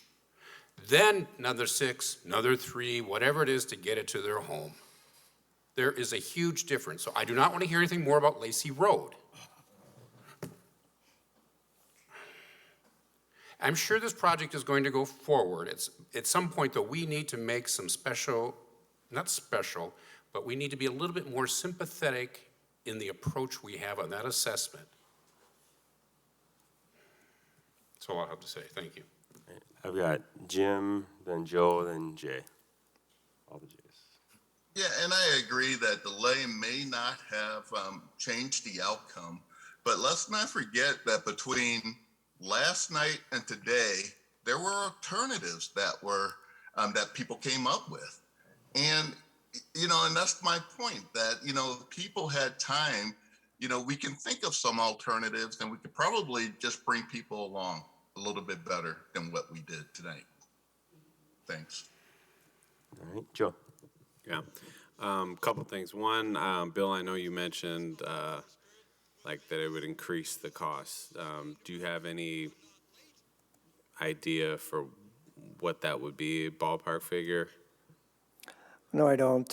We met with a contractor this morning and informed him, if Sain Road were not to be part of the project, he said he would get back to us after a decision was made. Got it. Second question is, how do we get some of this supplemental information, for example, what Mike sent to all of us and what Tracy sent to Julia? How do we get that out to the public? I mean, can we post it on the website, or can we, because I feel like at the very least, even if this doesn't get delayed, there should be like information that is publicly available that people can see and read and digest and understand. Jay. Bill, I want to ask you one other question that escaped my mind the last time. So I've been down to Mike Connor's house in years past. There's a culvert that runs under Sain Road to take some stormwater over across the street to the Curry Court area. So since we were talking about the stormwater study that's in the CIP for Curry Court, how is that affected by this project and the redoing of South Sain Road? Because the reason I'm asking you that question is if we're just going to have to saw up a chunk of Sain Road when that project moves on its way, then maybe we should wait a couple of years to do this whole project in its entirety. Yeah, we're stopping short of that culvert crossing, so that would be in the future project for resurfacing south of there. I see. So this project doesn't go quite to Curry Court? Correct. All right, well, this is another thing, and that's another thing. This is another thing because we used to, when we used to get resolutions like this, we would have a map showing us the area that's where the water main's going, where the paving's being done, where all that stuff is happening. If I remember correctly, the right-of-way down there, is it 66 feet all the way from Irish Lane to Burn Road? It varies. Yeah, the question was brought up about bike lanes, and I think we would have a real challenge putting a bike lane on that section because the city would probably have to go through the process of eminent domain to acquire additional right-of-way. Plus, I mean, more impervious area on that road is going to make the flooding even worse down there. So I don't think a bike lane is really a feasible option in the foreseeable future for that chunk of road. All right, Gabriella, and then Dave. I just wanted to clarify my comment just a little bit. The reason I brought up that example for the other road was not because it's a perfect analog, but just because I want the neighbors that are here tonight to understand that if we delay this tonight, which sounds like that might be what happens, I want you to know that you might still get assessed. That we might bring this up a month later and it might be a very similar project and you might get assessed. I just don't want people to be surprised by that. The delay does not necessarily, we're gonna collect more information, but the outcome could still be the same as if we voted on it tonight. So I just want people to be aware of that so that there isn't a surprise in that regard. Dave. Given the disruptions in supply chain, which I see in my business, I share Bill's concern, that if we delay a month, the pipe might not be there. So I feel we're looking at, one of two options. We either say we'd like to move ahead with the project as is with a 2-year deferment, delay, or we say, all right, let's table it for 2 years and look at the bigger issue. I don't, we're up between the rock and the hard place on the timing and like I say, the way supply chain is, and asking contractors to hold something, the contractor could say, well, geez, this was 40% of the project, now you're taking it away. I might, I got other projects that I might like to do, you guys could forget it. So I think we either move ahead or we just say, let's put this on hold for, 1 or 2 years. All right, Julia. This is a construction question for you. So if we delay the project, we said we are not going to do the water main. So we do the road. So then when we come maybe 1 or 2 or 3 years and decided it's time to do the water main and we have a plan, so I assuming that we are going to, we need to open the road again. So how does it work? We would recommend that we not do the road at this time either. Okay. Okay. Gabriel? What's the condition of the road? There's some poor condition to the road, rutting, the shoulders are falling apart. There's some sight distance issues that need to be corrected. So it's in the lower third of our inventory. It's a 3 or a 4. Julian? So can we delay can we delay or defer the payment for 2 years and then the installment payment be 15 years? Can we do that? Well, I think, Mike, you said if it's over 10 years, then finance has to approve it first, or how does that work? There's an extra step in the process. If more than 10 years is considered, the policy requires that finance present to the Common Council the criteria used to determine the length of the installments. 10 or less does not require. So we wouldn't be able to approve more than 10 years tonight? Is that what you're reading? That's that my way? understanding, Okay. yeah. And we can verify with Misty just to But we make can sure. do it. Okay. We can do it. Up to 10. No, I don't understand why we cannot do it more than 10. We can, we just can't approve that tonight. No, I know. So, yeah. But we can come in a month with a different deferred payment. You know what I mean? So why not? And just can I just clarify a process? Tonight, it would just be your action on the contract there in the bid for this project. The actual direction on, let's say, the deferral and the number of years needs to be kind of a recommendation for the mayor to direct staff to do that in the final special assessment resolution, which comes at the completion of the project when we bring that resolution forward. So it would be basically directing staff to say, we want to defer for X number of years. And then right now you could say up to 10 years without having to come to finance. There might be, if you want to go beyond 10 years, then there might be an extra step in the process. Okay. Yeah, that you have to come and make that case to finance for it. So what is your position, Mayor? Well, I think, hold on a second. So I think it's important, Mike. So tonight, we're really approving the contract, not the payment schedule. That's a separate thing. Correct, process-wise. Okay. So that makes But as part of, to give the neighbors, I guess, some kind of comfort and assurance there, it would be making clear in a public forum and on record that the council is requesting you to direct staff as far as how to structure those parameters in that final assessment resolution. Do I have that all clear, Misty? Is that right, Misty? Yeah, so it is a very separate process. The only other, I guess, clarifying comment is we can get the direction as staff to include that in the resolution, the final assessment resolution, but really ultimately the council at the time will be the one that makes the real decision on what the final terms are. Yeah. And I would ask the staff to put it with the 2-year deferral, and then I don't know. It sounds like at least 10 years, it sounds like people are interested in maybe more than that. So I guess, look at, I don't know, 15 or 20. I've heard different asks. Misty, go ahead. I was going to say, I sent an email to my team too to put together a list of the relatively recent special assessments that we've done, so we can just make sure that we're being somewhat consistent. So we can provide that for the next meeting that you do as well, so that you know what our range of options are that we've done in the past. Yeah. So would it be possible to say, 2-year deferment, 10 years, but with information on what a 15 or 20-year payback would be, and the kind of, and I guess the history of other assessments that we've done to see if there's consistency.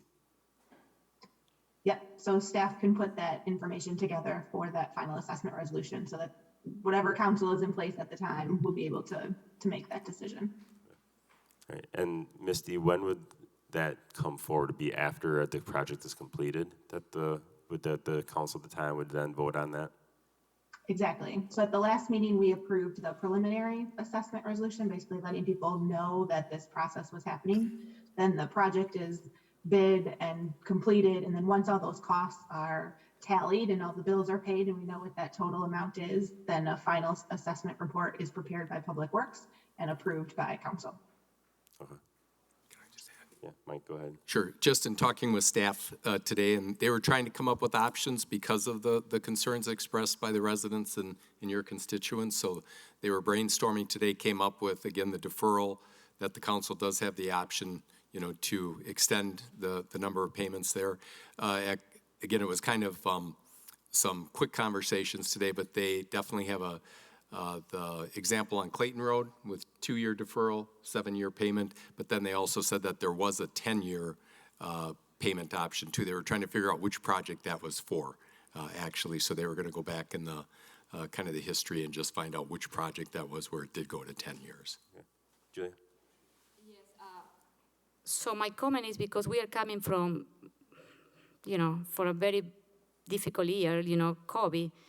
A lot of people had a lot of hardships, so maybe we can, I know that some of the assessments are deferred up to 10 years, but maybe because of the current condition of what happened, some people maybe have lost their job, they don't have, during the pandemic or the COVID, we should maybe determine that we can change that amount of installment because of hardship that happened in 2021, 2020, 2021, because some people are still recovering from COVID. We don't know what is going to happen in the fall either. So I think we need to have that option to increase the amount of installment payment. So I will be comfortable voting for something that we increase the amount of years for more than 10 years. 15 years. Something that, it's not going to be it's going to be easier for the neighbors to digest. You know what I mean? So. Jay? It did just occur to me as we were having that last little bit of conversation that this particular resolution doesn't deal with the assessments at all. So this resolution is just approving the contract. So that makes me feel a little bit better. I wish to make an amendment, so I will move the following. That we add a clause that says, be it further resolved that the Fitchburg Common Council shall require a 2-year deferment and a minimum of a 10-year payback schedule for the final assessment resolution. Second. Seconded by Joe. Do you want to speak to that? Yeah, so what this will do is guarantee, at least for the residents, that the maximum that we can do right now for paying this back will happen. Now, it could be longer than that. We could allow for a longer payment schedule, but that has to go through the Finance Committee on the final assessment that the mayor will dutifully present in accordance with this resolve clause. So the Finance Committee can certainly discuss a longer payback, and then it will come to the council, and we'll see what happens at that point. So, but I think between now and whenever that final assessment resolution goes out, I do think the additional information that the council's requested tonight needs to be gathered, needs to be put into a letter and sent to everybody who is affected by this so they know. I think they need to be given an expected timeline as to when that assessment resolution is going to come down, because that's also going to require a public hearing, so that they can know now that, whenever it's going to be, December, January, I don't know when it will be, but just have a rough idea. And I think we also need to give them a minimum of a 30-day notice prior to the final assessment resolution coming forward. Misty, did you want to speak at all to that? I did. So I do have a little bit of a concern just with the wording. So special assessments are very particular with the statute. And I also would be concerned about forcing a decision on something that's not really part of this current resolution. So I think if you just change it to intends to have a minimum of 10 years or something like that, I think that would be better. But this isn't a resolution that was noticed as one that would set an assessment amount. would you like to Oh, I would love to. friendly your Well, amendment, or- well, this doesn't, first of all, this doesn't talk about an assessment amount. This just says what we're going to do. And I think these people who showed up here deserve a bit more than, well, we intend. I think they deserve some assurance that there's going to be enough time here for them to deal with this. So I think I specifically chose the word requirement because I didn't want it to be just an intent. Misty, do you have a follow-up? And then I'll go to Randy after that. I'm just very concerned about the open meeting stuff. So this resolution is to accept a contract. It doesn't talk about the special assessment at all. So I'd hate to make a decision on something that's not on the agenda. And I realize they're connected. I'm not trying to say that I don't see that connection. But I'd be nervous about making a decision about something that's not clearly stated on the agenda that you were going to decide tonight. Yeah, that's fair. Randy? Ditto what Misty just said. I think you're talking two different things. I fully understand the process of the assessment, but now you're combining them. I was under the impression this was the contract to move forward. We either say yes or no. Then the assessment will be forthcoming. That will be whatever the rules are to pay this back. Now we're combining them, and I think it muddies everything. Oh, I think it was plenty money. Hold on. We can't just jump in. You got speakers list. Gabriella? No, I don't believe it, but. Gabriella? When will approximately when will the special assessment resolution come back? Will it be this council provided, or will it be after the next election? Bill? Yeah, we'll final the projects out over the winter, and it's usually January, February when we come back with the final resolution. So it should be this. So it should be the same council? Yeah. Okay. And I will direct staff to do the 2-year deferment and 10-year payment. Okay. Yeah, as long as it's the same council, I feel like I'm more confident that what we say here, that our intention is to do a deferment, have a longer payment period. I feel like there should be hopefully more trust in that because all of us will be sitting here come January or February. Dave? Yeah, I would just add though, we'll have that decision, on the 2-year deferment or whatever the length. We'll make that well before the final assessment. He makes that once all the bills are in and the construction costs are figured in. We should be able to do this in in July, certainly in July or no later than August. I don't think you have to worry about the next council. We should be able to take care of this much earlier. Jay? I think after what just happened, people sitting out here have a lot to worry about. So that's why I'm putting this amendment forward, to give people some assurance. And if someone wants to make a case that we're somehow violating an open meetings law by putting a requirement on a future resolution, I mean, they can make that case. I don't think it's out of line in this particular situation at all. I think we're talking about the same thing. These people were noticed that there was a public hearing that was involving special assessments on their property. And in fact, for the last hour and a half, we've been talking about special assessments on their property. So I think this is something that will give them at least a little bit of breathing room and a little bit of assurance that maybe we'll actually follow through on the stuff we tell them. All right. Nope, Dave, go ahead. Jay, I was just add, I'm chairman of the Board of Public Works. They have my guarantee that I will shepherd this through. Well, I've heard then this. there should I've be heard no this problem Don't with interrupt. moving this. Don't interrupt, please. Yeah, I've been on the board 28 years, and so they have my word. I will follow this through. All right. Seeing nothing else, we can start some votes, maybe? Yeah, all right. I'll ask for a roll call. So the first is on the amendment, so adding the extra clause that Jay has proposed. A yes would be yes, you want to add the clause. Alder Allen. Aye. Alder Rada. Aye. Alder Gerhart.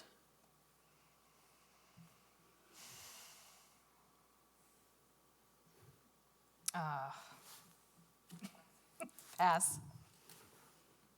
Alder Herbst, Aye. Or, I mean, nay. Nay, I don't approve the amendment. Alder Maldonado, Aye. Alder Strassman, Aye. Alder Udell, No. Alder Wheeler. No. We want to go back to Yep. Gabriella. No. You have a tie. Thanks.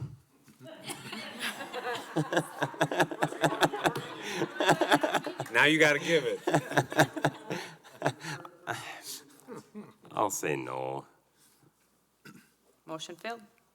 All right, so we're back to the main motion. Aaron, I'd like to make another amendment. All right. Very minor. Yeah, go ahead. In the actual text of the resolution, the final whereas clause and the now be heard resolved clause, actually, the number is miswritten. It should be a comma instead of a period.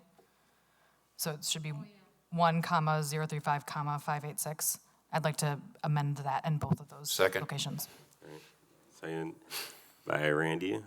I don't think there's any need for discussion about getting the number right. All in favor of that amendment, say aye.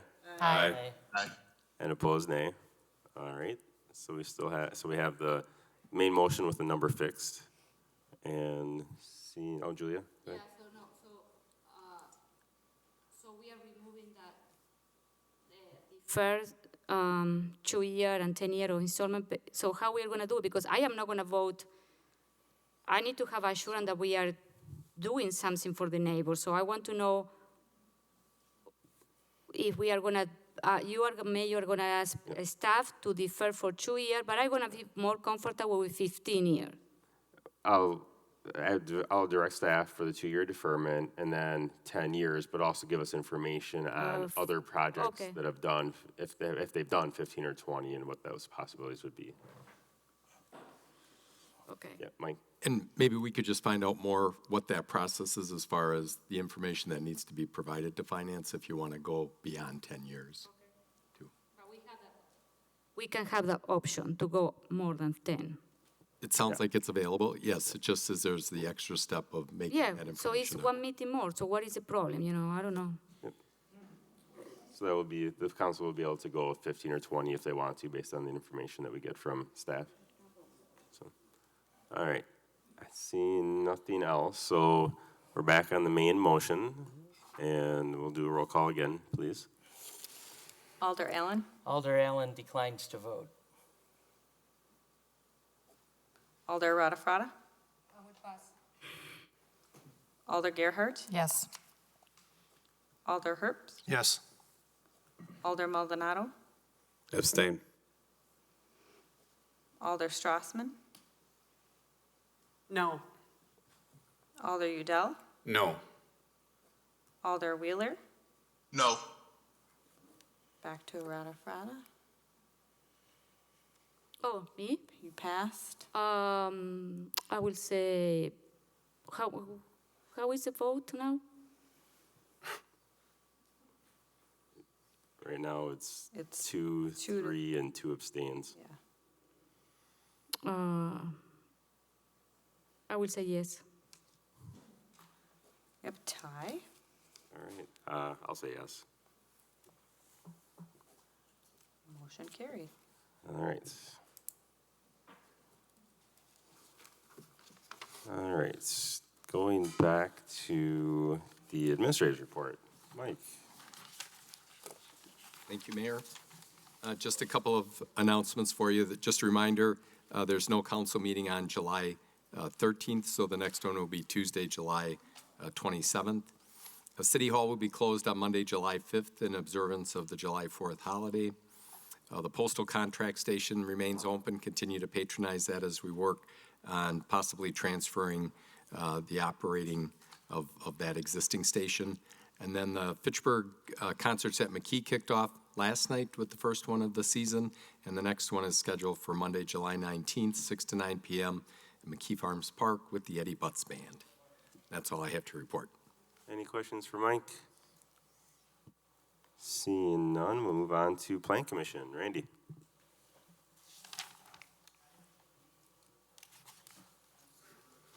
Okay. The first item of the Plan Commission, Comprehensive Development Plan, CDP-2379-21. It was tabled until July? Yeah, move to postpone, yeah. Yeah, okay. I didn't want to read it all. Second. Signed by Jay to postpone. All in favor of postponing, say aye. Aye. Aye. And nay, if you, no? All right, that is postponed. Next one? All right, motion to approve Resolution R-71-21, CS-2375-21. Resolution approving certified survey map requests CS-2375-21 by Amy Ninescheck, agent for CertCo, Inc., to combine property associated with 5305 and 5321 Verona Road into one lot, lots 1 and 2, CSM 5942. Second. All right, signed by Jay, and did Plan Commission approve? The Plan Commission approved. And I know Amy's online. Amy, did you want to speak to this at all? Thanks for hanging in there. Hi, everybody. No, I have no comment. I'm just here for questions. All right, you want to speak to this, Randy, what it is? I guess I could, a little background information. The applicant is requesting approval of certified survey map to combine 5 parcels, some of the remnant right-of-way land into one lot, also dedicating an additional 7-foot right-of-way along Sprocket Drive. I think this basically it's cleaning up the property lines and facility for future expansion of the warehouse. Hopefully that's correct, Amy? Yes, it is. Yeah, and this is from like the Verona Road project and Spoken Sprocket going in. The property lines all got changed around a little bit, so it's cleaning up and putting it all into one lot instead of a few weird small outlet lots. Right. Any questions? All right, all in favor, say aye. Aye. Aye. Aye. And opposed, nay. All right, that's approved. Next one, Randy. Motion to approve Resolution R-124-21, a resolution releasing a public sanitary sewer easement and accepting a public water main easement on CertCo properties. And It's the motion approved. Do I need Second. Seconded by Jay. All right, did Plan Commission approve? Plan Commission approved. Did Public Works approve? Public Works approved. All right, and this one, what is it, Randy?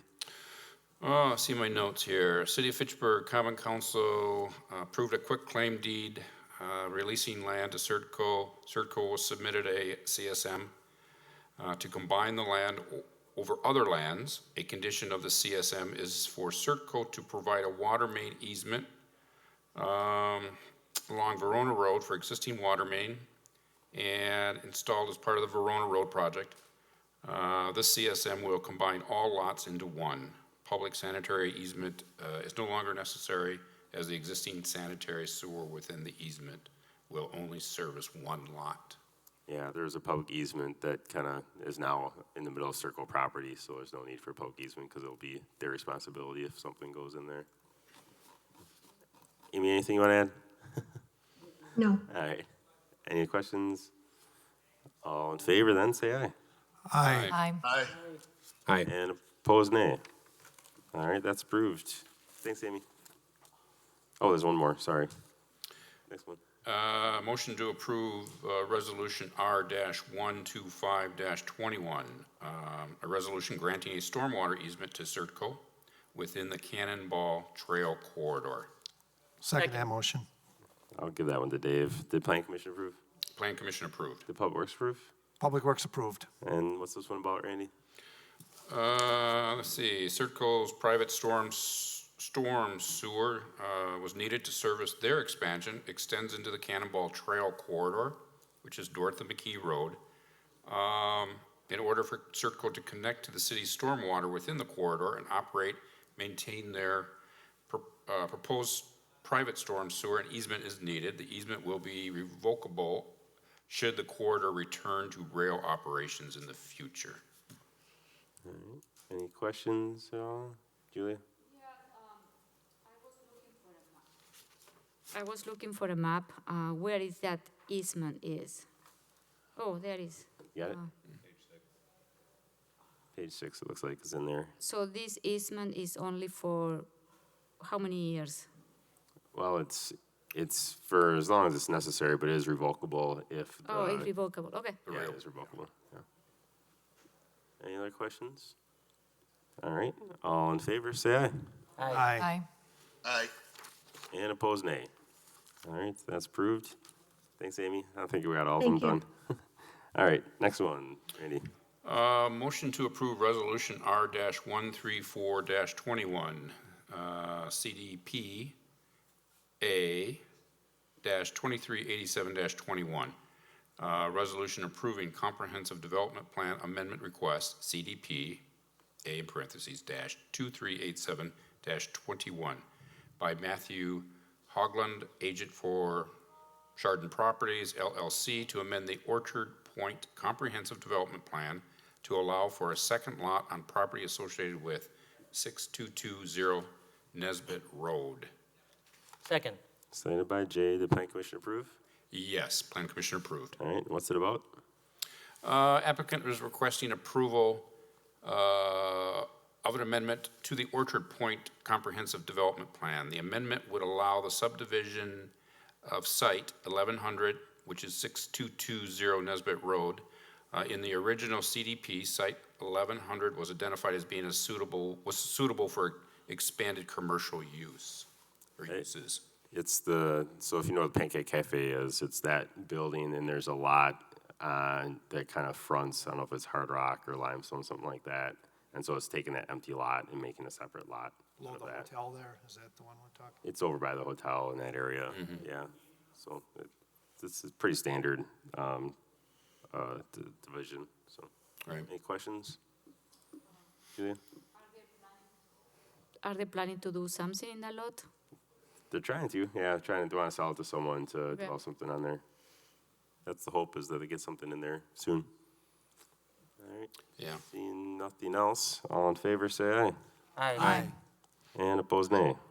All right, that's approved. Next one, 6. All right, motion to approve Resolution R-135-21, CS-2388-21, resolution approving certified survey map request, CS-2388-21 by Matthew Hogland, agent for Chardon Properties, LLC, to divide property associated with 6220 Nesbit Road into 2 lots, lots 1 CSM 10317. Second. Seconded by Jay. Did Planning Commission approve? Planning Commission approved. And same project as the last resolution over by the Pancake Cafe. Right. Just a quick question. Did they have a special reason for not taking Lot 2 all the way back to the back property line? I think it was access, and there's an easement back there, but I don't know. I know what you're referencing, but I don't, and they pointed out the easements as well. Yeah, they're showing a 72-foot wide section that could theoretically attach to Limestone Lane. Right, but the question never came up, but in my mind, it was for rear access to the entire lot would be my guess, but I don't know that answer. I just asked because Lot 1, where the Pancake Cafe is, you can drive all the way around that building, and that's where the swimming pool is underneath. Correct, yeah. So I don't know what access they'd need. It just looks like it's going to be an odd piece of property left there. It looks kind of stranded, yeah, but I'm guessing it was for access. I know there's an easement up there. Yeah, there's an easement on that piece of property as well, yeah, from what I remember. All right. Anything else? No. All right. All in favor, say aye. Aye. And opposed, nay. All right, that's approved. And that's it for plan. Public Works, Dave. Move approval of Resolution R-114-21, approving contract with Field and Stream Restorations, LLC for 2021 through 2023, Harlan Hills and Ashbourne Pond Ecological Services. Second. Seconded by Gabriella. Did Public Works approve? Public Works approved. Did Finance approve? Yes. Did Yes. RCC approve? Yes. All right. And what's this about, Dave? The ponds initially, we had a 5-year contract with a initial contractor to vegetative restoration, and after 2 years, they had failed miserably.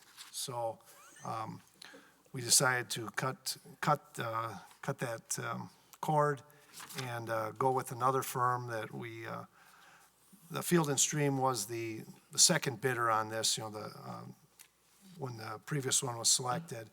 And city staff has indicated they're very comfortable working with them.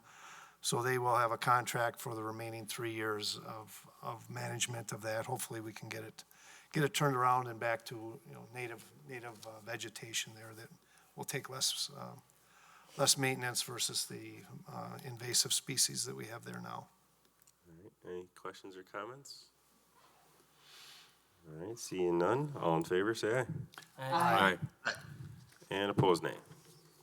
All right, so that's approved, and one more. Next, I'll move approval of Resolution R 126-21, resolution authorizing approval of the First Amendment to the fiber license agreement with SuperNet Communications. Second. Seconded by Jay. Did Public Works approve? Public Works approved. Did Finance approve? Finance approved. All right, what's this about?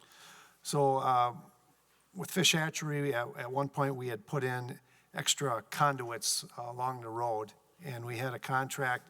SuperNet we used some of these conduits, and we also, the city was also given access to some fibers to use in there. This is an amendment to the contract clarifying who's responsible for, if, for instance, someone digs in and damages the conduit, the city is responsible for repairing the conduit, and SuperNet would be responsible for repairing the fiber. So it's a definition of who's responsible if there is a problem there. Yeah, Julie. So do you know how much it costs to repair those conduits? Mr. Balke probably has a better idea. It depends if you have to dig through concrete, and the digging is the biggest And what are part. the chances to, Yeah. What was the question? I'm sorry. how much it costs to repair those conduit? What Dave just said, it does vary depending on where it's located in the construction of the project. If you have to replace concrete, if you have to dig in the terrace, what needs to be replaced. Have we done it in the past? No. Yeah. Any other questions? Comments? All right, seeing none, all in favor, say aye. Aye. Aye. And opposed, nay. All right, that is approved as well. All right, anything else, Dave? From Public Works? No other resolutions, but any other? All right, Parks Commission, Julia. No report. We are meeting July 1st. All right, Library Board?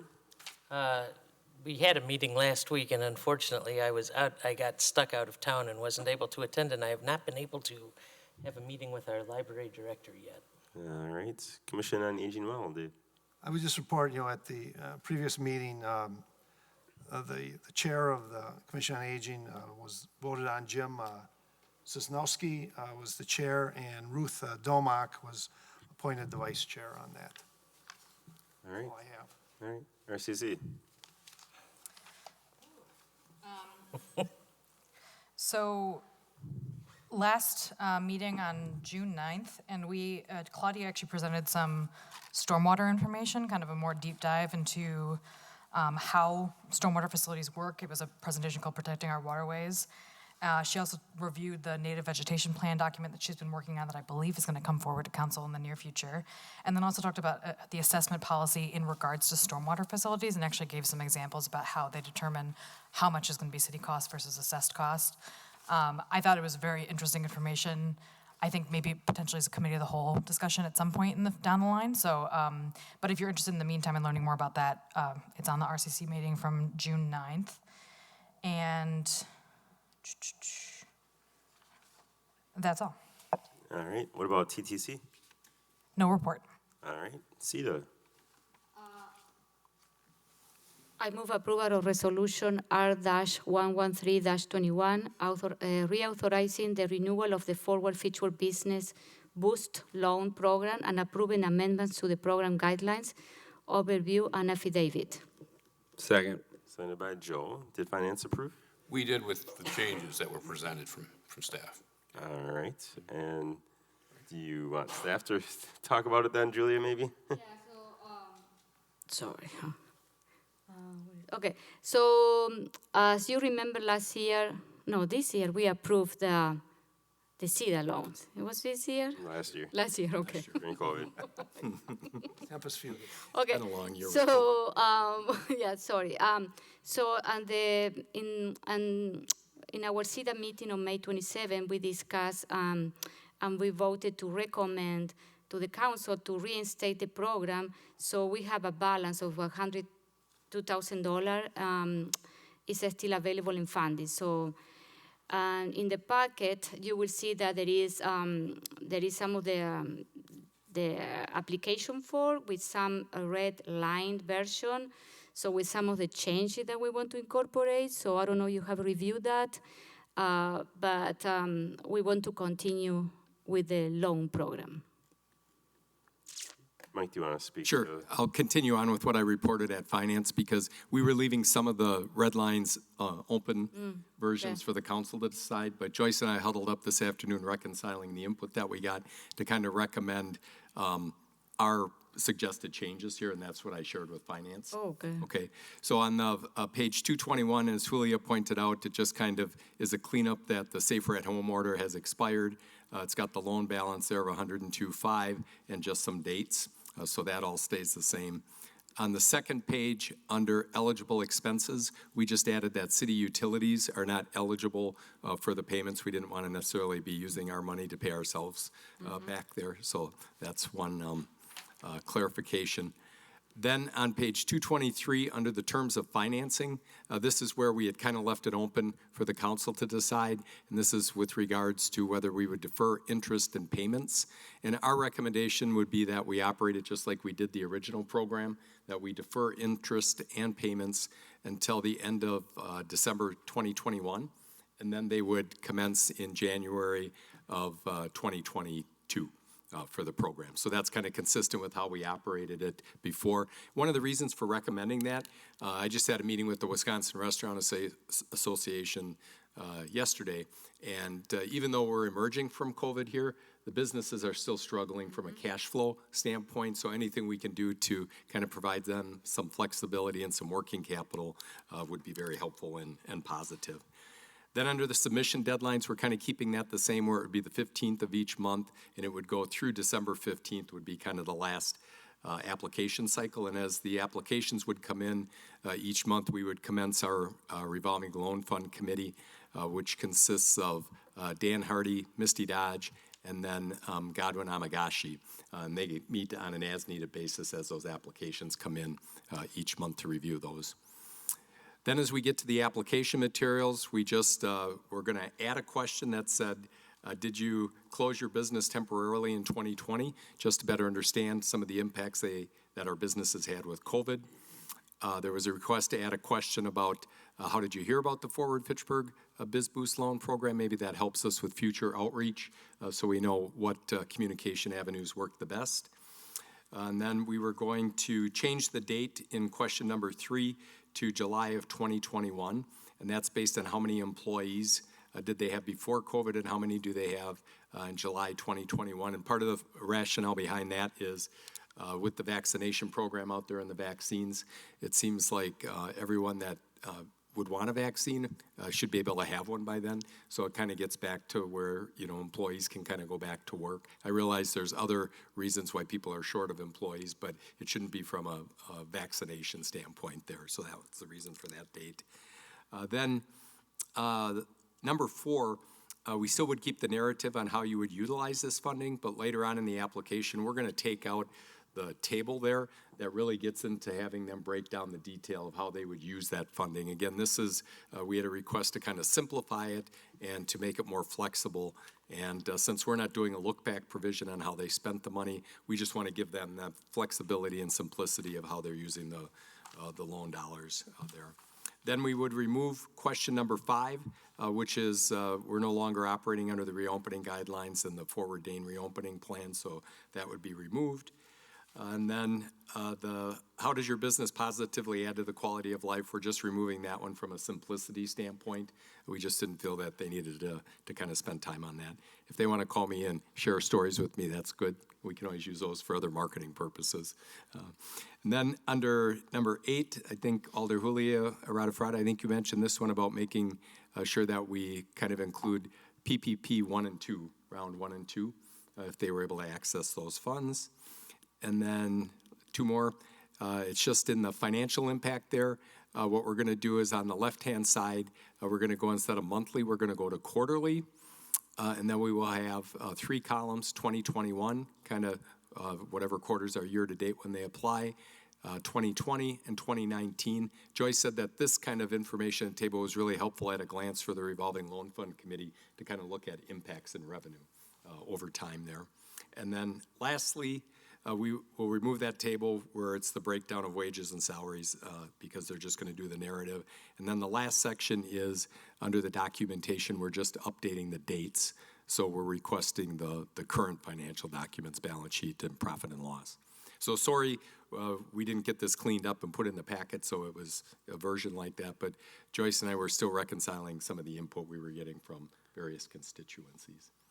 First question I have, Julia, you made the motion. Do you want to kind of friendly change it to include all these changes? Yeah, but then I have a Okay. And then Joe, with the second, are you okay with adding those changes as a friendly? Okay.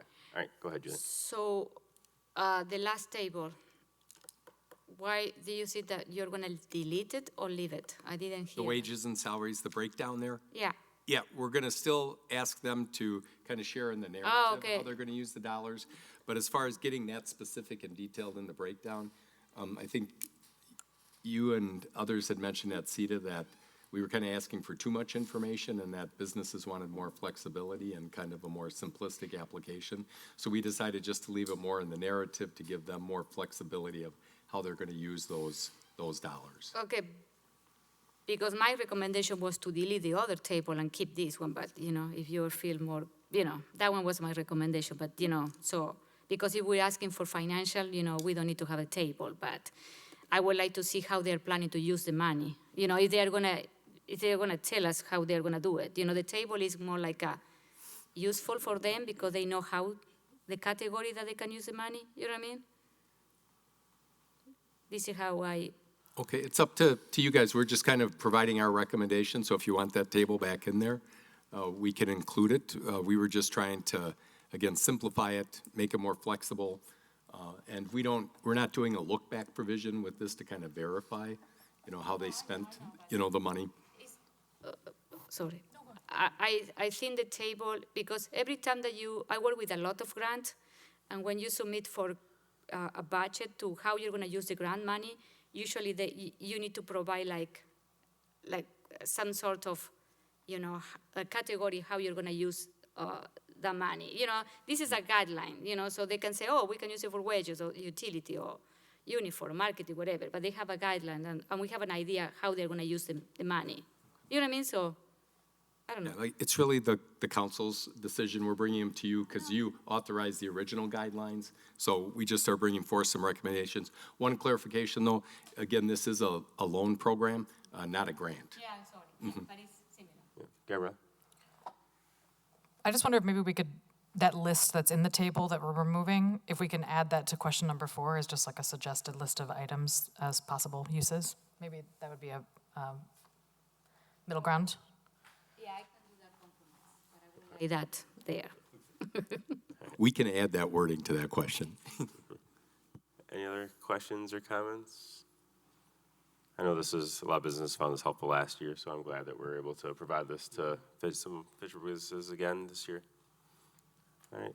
And I did assure the Finance Committee that the final document would be vetted by co-acting City Administrator and Finance Director Misty Dodge. All right. Seeing nothing else, all in favor, say aye. Aye. And opposed, nay. All right, that is approved. Anything else for CETA for now? No. All right. Ag and Rural Affairs. Ag and Rural Affairs did not meet, but the broadband workshop has, and the survey, if it hasn't gone out, will be going out to the rural area of Fitchburg. That's all I have to report. All right, EMS, Shannon. Nothing to report. All right, I know we got a motion coming up for that. Bike committee, Joe. Our next meeting is August 3rd from 7:30 to 9. I also want to promote the Bike for BGC on July 17th. It's back after a year off for COVID, and it will start at McKee Farms Park at 7 a.m. There's options to ride, I believe, 8:30 and 50 miles. And it will be, obviously a fundraiser, the annual fundraiser for the Boys and Girls Club, their biggest one that they do. So if you can make it, you can go to classy.org/event/move4BGC-2021. And if you don't ride, you can also donate. All right, tree advisory. Yeah, a few things. We continue our discussion of the tree preservation ordinance, so that's continuing in the works. We also discussed the North Stoner Prairie Park survey and the park project in general. Talked about we were encouraging one of the members to prioritize tree cover as part of that project, and the person that was there is going to pass that along to the committee. Samantha is the horticulture assistant for the summer. She came on in early June, and I know Anna, our forester, has been really grateful to have her, and they've been doing a lot of work all over the city, so they've been busy. And the last thing is there is an event. We had to reschedule it. It was supposed to be last week, but it rained out. So there's going to be a tree diversity event on Thursday, July 1st at 6:30 p.m. at Corey Hill Park. Corey Hill Park, because there's actually like an array of different types of trees, so we can actually do a tour and you can see the different types of trees and why they're important. We're gonna have a really interesting speaker, and then also there's gonna be some giveaways from Fitchburg Farms, K&A Greyhounds, Home Depot, and Jung Garden Center. What was the date? Oh, I'm sorry, yes, I'm gonna repeat that. It is Thursday, June 1st, 6:30 p.m. July 1st. Thank you. Thursday, July 1st, 6:30 p.m. It's the Help Tree Diversity Flourish in Fitchburg event at Corey Hill Park, and I will forward the flyer to everyone on council. Oh, thank you, that would help. All right, landmarks preservation, Shannon. You met it all? Nothing. All right, housing advisory. Yes, we had a meeting on the 14th of June, and on the agenda was a presentation from Gorman, Mr. Gary Gorman, Gorman and Company Affordable Housing Projects Overview. So he gave kind of an overview of different affordable housing options that have been taken on in other cities, and the possibility of those projects being in Fitchburg. I've also had a conversation with the staff contact, Joyce, and we're talking about possibly, having some sort of a good mechanism for getting information and action items both to CETA, which housing reports to, as well as to the council when necessary. So we'll be, having conversations about that probably between meetings with myself, Joyce, and maybe a representative from CETA on housing. All right, healthy neighborhoods. We have a meeting. Hey. It's so exciting, on June 29th. All right. At 3 o'clock. I can't wait. All right, I think one of the things you're gonna talk about is formalizing the committee into an actual permanent committee, because it's technically an ad hoc committee right now. Speaking of ad hoc committees, Stoner Prairie ad hoc committee, Randy. Yes, Stoner Prairie Park Planning Ad Hoc Committee met last week, Wednesday, the 16th. A number of things were discussed. Misty Dodge gave an overview of open meetings, walking quorums. The mayor had an opportunity to speak. And let's see, what else did we discuss? Use of open space by outside groups. But the primary focus of the evening was on the draft survey. And we walked through each of those questions, and it will go out to the surrounding communities of Prairie Stoner Park. So, that's about all I have. All right, Thank you. What about Finance Committee? Finance Committee, next. Approval of bills, detailed review of all checks issued, checks 122208 through 122285, dated June 1st through the 15th, 2021, totaling $2,633,344.79. Second. All right, no questions for that? All right, and then you got a resolution. Yes. Motion to approve Resolution R-120-21, updating the intergovernmental agreement with Fitchburg EMS. Second that motion. Seconded by Dave, and do you want to speak to this? No, we have Chief Anderson here and Misty. I'll defer to them. I mean, the chief's been sitting here waiting, so give him that opportunity. Patiently waiting, and Misty did the introduction at the Finance Committee. I don't know if you want to set it up again. Absolutely. So as I'm sure you're aware, the city participates in an intergovernmental agreement for our EMS services. So it's the city of Fitchburg, city of Verona, and the town of Verona. So the intergovernmental agreement that we are all operating under, it's been a long time since it's been reviewed. So the commission and the chief in particular spent a lot of time going through the document to update it really for, changes in processes and kind of changes in circumstances that have happened over the past several years since they last looked at it.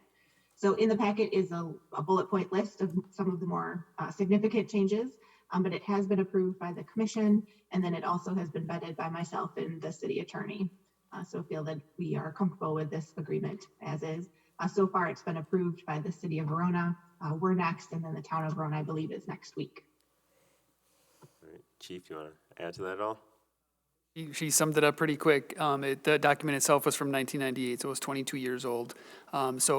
Fitchburg itself was actually still very dependent on volunteers back then, and have since, as you're aware, a career service with 3 ambulances and a few more dollars in our budget. So essentially, we looked at it and updated the list of the bullet points that are in there. It was truly just updating the document to how we run now as a career department versus back then when the commission was still signing the checks because it was a volunteer service. Again, we've grown significantly since then. So the bullet point changes are listed there for you. And I know that I touched base with the city of Verona mayor and the town of Verona chair, and both of them, said that it makes a lot of sense to make sure this reflects how we currently are, but they don't want to do any further changes. So, if we wanted to make other changes, they just kind of say, no, never mind. We don't have any interest. It's really just trying to clean this up and make sure that it reflects what we're doing right now. And frankly, if we get a good deal right now, we shouldn't want to make any kind of other changes to it because we are benefiting right now quite a bit. Sir, Jay. Yeah, I just had 2 questions because I was on the commission at the time we approved the last one in 98. One of them was, since we're removing the treasurer from a commission officer, how are those duties handled now? Sure. So you'll see in there, it kind of falls under that other duties as assigned or as delegated to the chief. Misty had many of those same questions. So we have policies now, and I did send those to Misty. They were reviewed as the other communities got them as well. But we now have policies in place regarding cash controls, signing of checks, investments. So that's kind of now the guidance for me to sign to manage funds. Okay. And the other question, and this is more of a technical question. I know Misty said that this had gone through legal review, but there was we had talked about adding the terminate employment language before, but because state statute is so this type of commission, I think it's probably the only one in the state. And so we don't necessarily fall under some of the same things that like a police and fire commission falls under. And there was always a question about what the commission's role is in actually terminating employment, because within the police and fire commission umbrella, the statute doesn't really provide for this kind of thing unless something's changed. So the reason that is in there is because as we kind of looked who employments are, I my employment, specifically me, I am employed by the EMS Commission, so they would terminate me. So my job description falls in there. The other part of that is if there was ever a grievance and it went through that disciplinary process of a union shop, that disciplinary process elevates to, if it was my decision to terminate an employee and that process was appealed, it would go to the EMS Commission. So they actually do have a role in the termination of employees. Right. Although that's all covered in the union contract. With the exception of your position. Correct, but the union contract does specifically outline that appeals process that sends it to the EMS Commission. So I guess per that legalese, they do have a termination role. Could we get a copy of the policies that you were just referencing? Can you have Absolutely. that forwarded to the council? Yes. Any other questions? All right, seeing none. All in favor, say aye. Aye. Aye. Aye. And opposed, nay. All right, Thank you, Chief. All right, moving along to personnel. No report. All right, public safety. I'll just add a lot of wonderful activities coming up. Joe mentioned the Boys and Girls Club, the bicycle fundraiser. COPA is also having an event in, I gotta see here, July 18th. And a really wonderful one in my neighborhood, Pernicia, is putting on the Youth Life Readiness in the Park in the Fitchburg Pocket Park. Wonderful event, and I'm sure Chief Pulverbacher might want to extend his invitation to the graduation party, or his daughter would offer him congratulations. And that would be all I want to say about it here. All right, on to Mayor's report. A couple things. One is effective July 12th, we will have a Deputy Chief of the Police, Matt. I'm going to butcher his name, but Leahy. So he's going to be the interim police chief effective July 12th, because effective July 12th, Chad Breckland will be the new state administrator. And so if you don't know Matt, he has been with the police force for 16 years, and he's gone from officer to sergeant to deputy chief, and now fulfilling that interim police chief role, which is really kind of the expectation of the deputy chief, because if the chief isn't available, then hopefully he can be the interim chief. He's been involved in a lot of different things throughout, and really excited to have him in that role as we go through the search process. And the PFC is working with Sarah Olson right now on that search process. The applications are being accepted through June 28th for the police chief. So far, we've got over 250 people that have filled out the survey about the new police chief and what people are looking for in that. The link is still open, the link is no longer open. We are accepting paper copies of the survey still. And if residents would like to provide feedback, they can either email pfc@fitchburgwi.gov. They can also call the PFC voicemail box, and they can also come to a PFC meeting. Otherwise, I think if you have any other ideas on, not only for a police chief, but any other positions that come up in the city that you think Sarah should reach out to, please let her know. She has a very long list already that she sends these things out to, but please feel free to do that. And then along with all of that, this is the last meeting that Mike and Misty are the co-acting administrators. So I do want to thank you both for stepping up into that role during this time. I know you're really sad to give it up to Chad, but thank you both for all of your work in the last it's more than a few months now. All right, and then otherwise, I went to the Constance McKee last night. That's typically the smallest crowd, but I was talking to Angela there, and it was a huge crowd last night. So I think people were excited to be out there. It was a little chilly for late June, but it was a great event. 2 more, make sure to do those. And then I'm sure Gabrielle's going to talk a little bit about the Swan Creek monitoring station ribbon cutting tomorrow, so I'll let you do that. Otherwise, that's all I have for now. And for district reports, we're going to start with District 4. Jim, I got you on Zoom here, so I'll let you go first. Nothing to report. All right, Randy? Nothing to report. All right, Dave? I was just report the Allied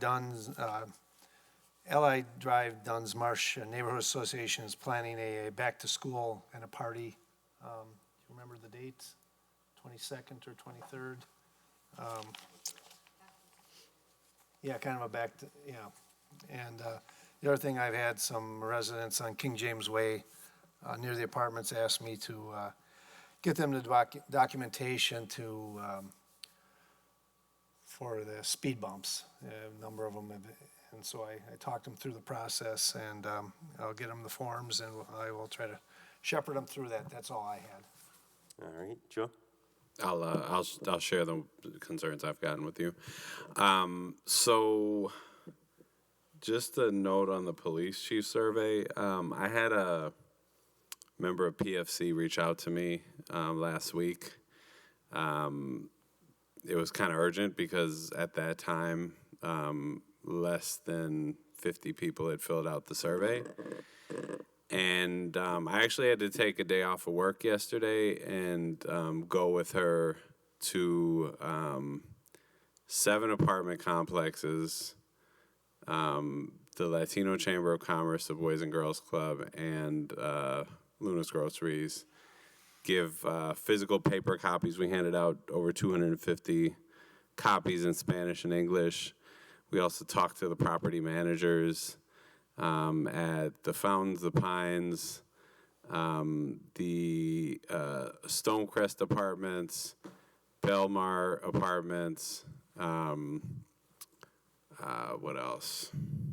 Probably like 4 more. I'm not the New Fountains Apartments, and the Highline, as well as one more that I'm blanking on.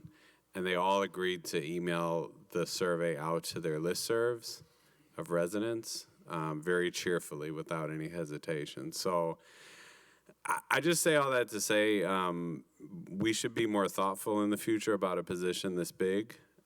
We should think about who our specific contacts are and how we can get the word out as broadly as possible. The PFC member that reached out to me was very disappointed in the outreach, and she actually suggested pushing the deadline for the online survey back a week. I am in complete agreement with her, and I think that the PFC should do that. I'm just going to add a personal note to this. When we had the raids last year by ICE, many people that lived in Fitchburg were targeted by those raids. And it's important that as we get a new police chief, that we have somebody who really understands the different communities that exist within Fitchburg and really understand some of the legal challenges that folks face. And also, you know, to Chief Breckland's credit, have somebody that really understands use of force policies and really is committed to respecting all residents, particularly residents of color coming out of the summer that we had last year. So I say all that to say, you know, we need to do a better job of outreach. We need to do a better job of ensuring our residents can weigh in and have all types of mechanisms to weigh in. And there are mechanisms by which we can do that. So, I mean, that's something I've said it, I've communicated that to Sarah, but I also want to communicate it publicly, that if you have not filled this out, there are paper copies available at many of the apartment complexes I mentioned, in the leasing offices, as well as the businesses that I had mentioned. And that I strongly encourage folks watching this to fill that out, and to you know, make sure that their voices are heard in the selection of our new police chief. And then just on a lighter note, Dave mentioned the event in King James Way Park. This is hosted by an organization called Seeing is Believing. There will be a DJ, there will be art, there will be, and this event is aimed at young people. So I encourage you, if you have, you know, adolescents, if you have younger kids, to please bring them out. We're going to also have food ice cream and other types of things. So, I think that's a really good event for Pocket Park, otherwise known as King James Way Park. It's July 11th, and it's from 3 to 7 p.m. And I'll be advertising that on my social media as well as the emails that I send out to District 1 residents. Julia. So I'm gonna make this almost the same comment that Joe made about the police chief survey. I want to repeat this until I am done with council. I think the city need to do a better job outreaching the community. We need to be intentional with the outreach. And when I mean intentional, we need to be target. We need to know how to outreach the different communities in our city. And I agree with Joe that we need to extend the deadline for the survey. I was able to send the survey to more than 2,000 emails that I have. And after that, I receive a lot of calls from people after they receive the email because they're trying to contact a member for the PFC, requesting some or asking some question or giving some feedback. And when I directed them to the website, there was no information or contact for some of the members. We received an email today from Sarah saying why, but I will say that if we are putting this, we are in this very critical recruitment process for a very important position in our city, we should have been planned better about how to outreach the community. When I saw the list of the outreach that we had done so far, the Fitchburg Star wasn't on that list. The Fitchburg Star has, even when we miss the paper, Fitchburg Star have an online publication. We should have posted anyway there because they do. I receive newsletter from the Fitchburg Star. I don't know, it's weekly, where we can put the information there and people can go and access and link there. So I was surprised not to see the Fitchburg Star in the list. We remember that the Fitchburg Star has a paper and online publication. If we missed, for some reason, the paper deadline, we should also, post it in the online, So, so that one was going to be, I'm going to repeat this and this until I am out of the council, because we need to do a better job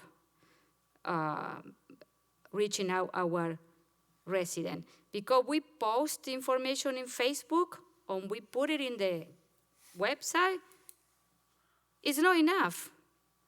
It's one channel. But we need to do, what are the other channels to outreach people? And I heard that some people say, oh, it's on the Facebook page, or it's on the website. But we know that there are a lot of people that don't have access to Facebook, or they don't do social media. Even there are some young or my age people that they don't even go to social media. How we are going to approach those residents? Okay, that's it for that, but I need to say that. The other thing I want to mention is I want to thank Mike for all the hard work that he has done as an interim city administrator, helping me with my neighborhood issues, okay? So you step up. I think I will say, speak with Gabriel and I, that you did more in these couple of months than in previous years, okay? So I want to thank you for your, for caring about the resident, for moving forward with the project, especially Seminole Village and the flooding neighborhood. So thank you, Mike. Oh, Misty, yes, Misty too. Okay, but especially with Seminole Village, I want to thank you. Okay. Thank you. Gabriella? One thing from me, the Swan Creek monitoring station, I think I mentioned it last time, but it was installed on May 18th, and it is collecting data. If you actually search USGS Swan Creek, Fitchburg, Wisconsin, you can see the data that comes in, and as we go through, we've only got a month of data, but as you go through the years, you can compare it to previous years and against the median, and this type of data is important because the stormwater infrastructure in the city filters a lot of water to Swan Creek, which ends up in the Wabeesa wetlands, which is one of the most pristine wetlands in Wisconsin. And I think that, we build stormwater infrastructure in part to, channel it away from properties. But the other reason we do it is to make sure that we are leaving the water cleaner and without lots of sediment, without pollutants. And the only way that we can know that we're actually doing that effectively is by actually collecting data. And so this is our first foray into that, and I'm really excited. We're doing a small ribbon cutting tomorrow, and I will send out pictures, and I'll send out the link as well in case you want to look at the data yourselves. So thanks. All right. Sure. Good. It's this gonna be maybe Mike, you can help me. Next week, ribbon cutting from Mariposa Daycare. I think that you received the invite. It's located in Terravesa. It's June 29th, isn't it? At 5 o'clock? Yes. But you receive an email, all of you, so you can attend, okay? 5:30 on the 5:30? Okay. Yeah. So. All right. Jay? Gabriella just brought up something that I think I'm going to try to organize sometime later this summer if any of you are interested. So many years ago, going back to probably 94, 95, the council worked with Dane County to buy a very large piece of property that's bounded by Highway 14, McCoy Road, and Sain Road. And that piece of property is part of what's called the Nine Springs E-Way, which is, if you look on a map, you can see it. It's a belt of green preserved area that runs all the way from about a mile, well, it goes a little bit past the wastewater treatment plant and swings all the way around into the city of Madison. And it's the Nine Springs E-Way, and it's called that because there actually are springs in the E-Way. There's more than 9. At one point, it had been documented that there were 13 or 14, but I think I'm gonna try to locate those again and maybe organize something later this summer where people who want to go on a tour and see what these springs actually look like, because there are some of them that were really, really active, where you would actually see the water coming up out of the ground, and part of what Gabriella was talking about earlier is stuff that's necessary to preserve that kind of environmental infrastructure that's existed here for many thousands of years. Jim, did you have one thing you did want to add? Yes, I want to thank Joe and Lilia for bringing up the issues about the survey. I've been getting some feedback also from people who think that the process is being rushed. And, the leader of a police organization, especially in these days and times, is very important. And this is something that can't be rushed.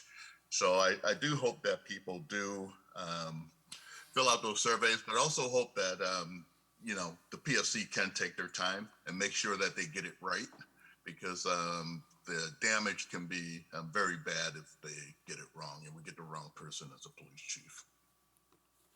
All right, thank you. Moving on, there's no unfinished business. We have some direct referrals and new business. Does someone want to make a motion on this first? All right, moved by Jay. I think you got to read the resolution, though. What a resolution is. You got to read the move to approve resolution. Oh, okay, well, in that case, I'll move approval of Resolution R 129-21, allowing members of the Common Council and other bodies to appear telephonically or via the internet until August 31st, 2021. Second. Signed by Randy. And so what this is, when COVID first happened, I think it was the county, as part of their emergency orders, said that bodies like common council could actually have people appear electronically. Traditionally, before that, according to statute, you actually, to be counted as for quorum and for voting, you have to be in person.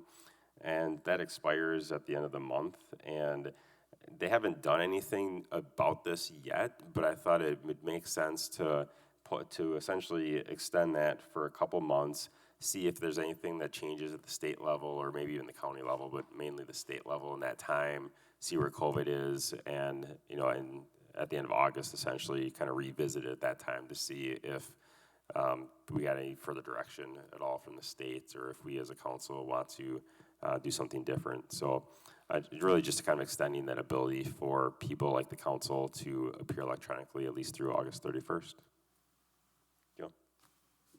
Yeah, I sort of went back and forth with Valerie about this, and we're not state legislatures, so we can't make a decision. But I just think the way that both the workforce is going, as well as other local governments, and examples I've seen at the state legislature around attendance of meetings, that we should really be.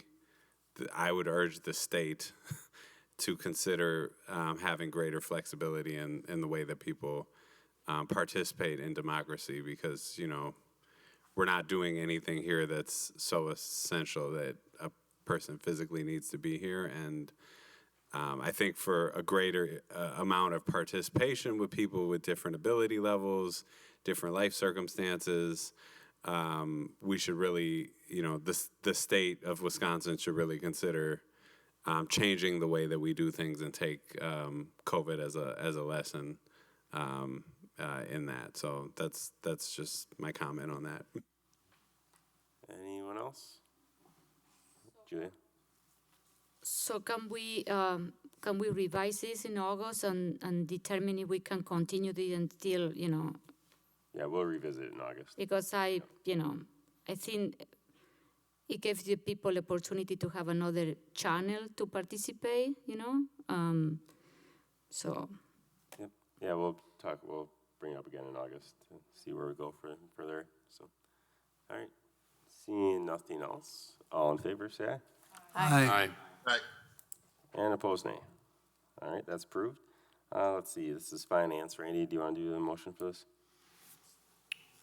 Motion to approve Resolution R-130-21, resolution approving the bid for raising of 11 mobile homes located at 2151 County Highway MM. Submitted by Jay. Did finance approve?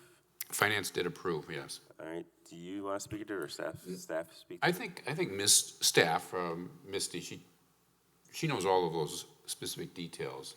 If you would, please. Yes, so the mobile home, there were 11 units that were determined to be uninhabitable by building inspection. At that point, there was a raise order issued where the property owner was directed to raise them. This has been through the court process as well. So the court decided that of those 11, 4 of them had to be demoed by such and such a date, another 4 by a later date, and then all of them had to be done by July 1st. And if not, we could go back to court and the city would raise them ourselves, and then that cost would go back onto the property tax bill. So in front of you now is the pre-approval to get the contract to raise them if the city does have to do it ourselves. We did hear recently that the property owner has made movement after all. There's at least a contract signed and a down payment made, so there is a chance that maybe the property owner will raise them themselves. But because this has been such a long time coming, and with the timing as it is, I would encourage council to still approve this contract, knowing that we will only sign it and will obviously only pay for the units that the city demos are through this contract. And it is charged back to the property owner on their tax bill. So there's no net cost to the city. We have to pay the cost up front and hold it until the tax bills go out, but then we will get reimbursed in full. Yeah, the big thing is that it sounds like they actually are moving forward with doing it themselves, and if they do, then we're not going to do this. But if they, we're doing this, then all of a sudden, oops, we just kidding, we're not going to do it. Then we'll say, no, it is happening. This has gone on long enough. Did you have a question, Jay? No, I have a number of comments. Okay, for comments that were the first one is, you had said not too long ago that the number of these direct referrals was going to go down, and what's happening is the number of these direct referrals is going up. And I don't remember this ever happening. So maybe, you know, our processes are flawed in such a way that this is now commonplace. But these things should be referred out in the proper manner. And for instance, this particular item should have gone through public safety also. Now, I mean, I'm well aware of this trailer park, and I've had a number of conversations with the owners over the years, and there's a couple of those buildings where the roofs collapsed 10 years ago that are still sitting there.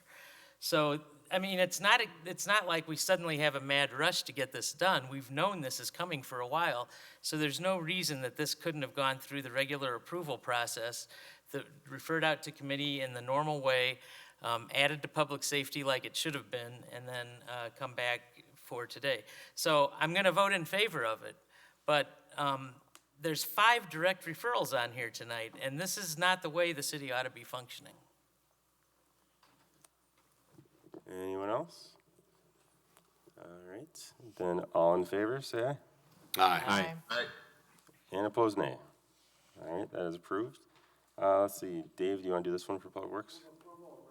R 131-21, a resolution approving payment to MG&E for McKee Road utility reconstruction. Second. Seconded by Jay. Did Public Works approve? Public Works approved. Did Finance approve? Finance approved. All right, what's it about, Dave? There was we didn't get a lot of help from MG&E, you know, identifying things that could be in conflict when we redid the McKee Road. And at the intersection of McKee and Seminole was a large manhole vault for the 69 kV underground circuit that goes down the road. And it had to be, we either had to kind of rebuild that vault or change the grade of that intersection which had been designed. And at that point, there was no option to change the intersection grade. So we had to pay for them to, you know, essentially lower the vault. You know, Board of Public Works, we're not happy with MG&E about this. We feel like they let the city down, but these were the costs to do this. All right, any questions at all? Comments? Yeah, Julie? So, Bill, this is a project that, this is at the corner of Seminole and McKee, isn't it? Correct. So my question to you is, I asked a question in previous meeting, this was a design flaw. Why when we redesigned the road or the construction, we were not aware of this, you know, because now it's like we had to pay for this, and yeah, there is $600,000 on construction contingency, but the city had to pay $400,000 because of this mistake. So and this happened, the same issue happened when we did Lazy Road reconstruction, you remember? There was another issue with MG&E that it cost the city another $600,000 for another mistake that we missed. So my question is, you know, so where is the responsibility of this? Who is responsible for this? You know, why we need to pay $400,000? You know, it was our mistake. It was the engineer's mistake that they didn't, when they designed this, they didn't do the due diligence to look for all of that. So my question is, yes, we have $600,000 we are putting most of the money in tax incremental District 6. So no, I have my concern about this. Any other questions or comments? All right. Seeing none, all in favor, say aye. Aye. Aye. And opposed, nay. All right, the ayes have it. Next, Dave, you want to do this one? Move approval, Resolution R 13221, authorizing acceptance of the 2021 street and path improvement bid. Second. Seconded by Jay. The Public Works approve? Public Works approved. The Finance approve? Yes, finance approved. All right, what's this about, Dave? So in our packet for Board of Public Works, it outlined the streets and paths that we're going to resurface this year. And Cyene Road was one of them. And so that was kind of the contention the other night. That's about 40% of the bid, but included in here are streets and bike paths or pedestrian paths in this bid, that we are approving. And do I remember right that It's we also, it was 18% below the engineer's estimate. so we were able to add some more streets in than we expected, right? Yeah. Okay. All right. Patrick Cheney, I have that wants to speak from the public. Come on up. Patrick Cheney, Tarplewick Hills, right on South Cyene at Wild Heather, also president of the East Fitchburg Neighborhood Association. I had hoped to say what I said before and be done with that, but I don't think that covers it. For this particular project, yeah, this is a big part of the street improvement here, 40%.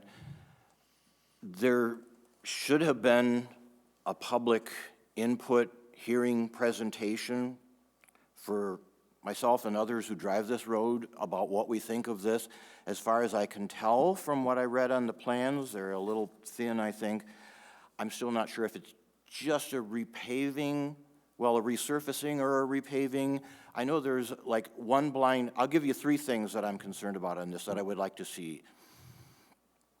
Right at Wild Heather, where my neighborhood comes out, our only way in and out, to the south, there is a blind hill. And there is something in the plans right here to lower that blind hill by 2 feet. That's good. What about the blind hill to the north? Nothing? This section of Cyene right here, there's the white line at the edge of the road, there's a foot of gravel, and then there's a ditch. I can't tell if the shoulder is being widened at all. And even if it's 2 feet beyond the white line, that would be a whole lot safer than it is right now. The section to the north of South Cyene Road, from McCoy to Aurora, which is part of North Park Addison Apartments, is probably going to have bike lanes on both sides, maybe have a buffer as well. So when it gets to Aurora, those bike lanes and all is going to disappear, as far as I know. I don't know from the details. It's really hard to dig into those typical sections and figure out this and everything. A nice public presentation would have been very helpful. The other part that I have wanted to see for quite a while is the multi-use path on the west side of Cyene. Right now comes to the south all the way to Aurora at the North Park Apartments, then it ends. If it could go something like 500 feet farther off-road and get to the very northern edge of my neighborhood, Tarplewick Hills, that would be finally a second safe way to get from my neighborhood like to the whole bike path system. Right now, from my neighborhood, it's unsafe to go along South Cyene. We have to go through McGaw Park, way out that way and around, and then we can get up there. So I leave you with the question, can anything be done about that? Because I know the bids are in. The water main is going in. That means the road really should go ahead too. What can be done? And I hope the answer is not nothing. Thank you. Any questions? 3 minutes. Thank you, Patrick. Got my own. All right. Any other questions or comments, Jay? Well, just, this is a resurfacing project, so what you're talking about is a much bigger project that would require a different capital improvement plan project. So I'll be happy to talk with you about crafting a capital improvement plan project for that at some point in the future, but all this is resurfacing. I'm not sure. Well, then you didn't read it because the word resurfacing is clearly there. Yeah, and All right. all this work should be a little more. All right. Any other questions or comments? Thank you, All right. Patrick. Seeing none, then all in favor, say aye. Aye. And opposed, nay. All right, that's approved. Dave, why don't you do this one too? Next, Resolution R 13321, a resolution approving amendment number 3 for Strand and Associates McKee Road Design Contract. Second. Seconded by Gabriella. Did Public Works approve? Public Works approved. Did Finance approve? Finance approved. And what's it about? At, near the intersection with the new bridge, MG&E had their high-pressure gas line was in conflict with our storm sewer. And fortunately, they did not have an easement. So to move their high-pressure gas line would have been $750,000. And so we came up with a design to flatten out our storm sewer, to go over that, and that cost, they're paying the difference. MG&E will be paying us for that additional cost, both in construction and the engineering. But it was mostly a gas line, high-pressure gas line conflict with our storm sewer. All right. Any questions, Al? Just for point of clarification, it's just a pass-through for the most part, right? We've talked about this earlier. Yeah. Right. Yes. Okay. All right. Seeing nothing else, all in favor, say aye. Aye. And opposed, nay. All right, that's approved. One more, Dave. Move approval of Resolution R 12621, a resolution accepting the 2020 Compliance Maintenance Annual Report for the Wastewater Collection System, City of Fitchburg, Wisconsin. Second. Seconded by Gabriella. Did Public Works approve? Public Works approved. All right, what's it about? So we have an annual evaluation of our wastewater system. We're looking at age of plant, what we're investing in equipment. There's quite a few quantitative measurements, and this is done annually. And so similar to the previous year, we received a very good rating of A for our wastewater. Again, I always feel like I need to mention, Fitchburg, our wastewater goes to Madison Met. We do not have our own sewage treatment plant like a number of other cities. But again, a excellent report for the condition of our system. Good. Any questions or comments? All in favor, say aye. Aye. And opposed, nay. All right, that is approved. Tomorrow is Committee of the Whole. Randy, what are the topics? Topics are, the first half is the 2021 Financial Management Plan by Ellers, and then the second half is the Dane County Regional Housing Strategy. Olivia Perry, Senior Planner, Dane County Planning and Development Department. We'll give the presentation. All right, and then next council meeting is going to be in just over a month. We always cancel one meeting in the summer, and typically the first meeting of the month is a little bit lighter agendas, and having it be close to 4th of July is enable staff especially to plan for some time off and not having to be here, so that's a good time for them. Is there a motion to adjourn? So moved. Second. Sent by Shannon. All in favor, say aye. Aye. You just wanted to get. And opposed, nay. All right, we are adjourned. Thanks, everyone.